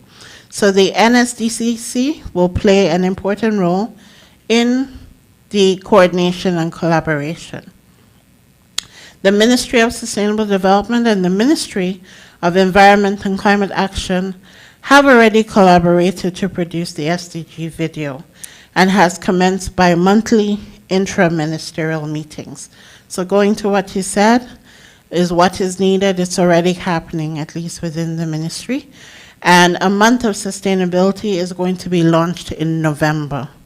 So stay tuned. We might have some additional activities in November. Further, all GCF funding is premised on expanding partnerships amongst government, private sector, and civil society. So the GCF will provide support in 2024 to also establish a mechanism to screen all the government projects for climate impact. This will be done digitally through a new website to be introduced by the Ministry of Sustainable Development in 2024. The website will also share information with the private sector on green initiatives and opportunities, requirements, government policies, statistics, SDG progress, and the like. And at this workshop, 2 participants, which is the SKCCU and CFBC, have already been assessed at becoming local accredited entities for the GCF. The Development Bank is also being assessed, and this will reduce, as they go along, further reliance on regional agencies for implementation. A comment was also made about business working together to achieve green initiatives. This will be very important if we are truly to produce projects at the scale necessary to attract the Green Climate Fund. This upscaling will also enable local businesses to compete with external competitors for grant funding, government contracts, and that may be advertised internationally. Both SDGs and GCF emphasize equity for vulnerable groups, including women and children. Mr. Satney will lead a GCF project shortly, well, has already commenced, the GCF project, which seeks to mainstream gender considerations at all levels of St. Kitts and Nevis. So don't be surprised when you're invited to more workshops that are gender, that are aiming to just not sensitize on gender, but to mainstream gender at all levels in St. Kitts. Further, the incoming years, they're going to use GCF funding to green the curriculums in our schools. So that points to what you had identified. As part of the Sustainable Island State Agenda, the Ministry of Sustainable Development is committed to ramping up public education campaigns and co-creating interventions with the private sector and civil society. This is also a priority for our GCF funding. The process for public-private sector engagement has ever been perfect, including how information is shared. However, the government is committed to, step by step, improve this relationship and maintain a collaborative approach. Thank you. So that's the message from the NDA and the Ministry of Sustainable Development. And I think we all agree this is aligned with what some of what has come out with the action planning exercise. So without further ado, I have taken up enough time this afternoon. I just want to thank you for responding to the call for you to participate in this 2 days.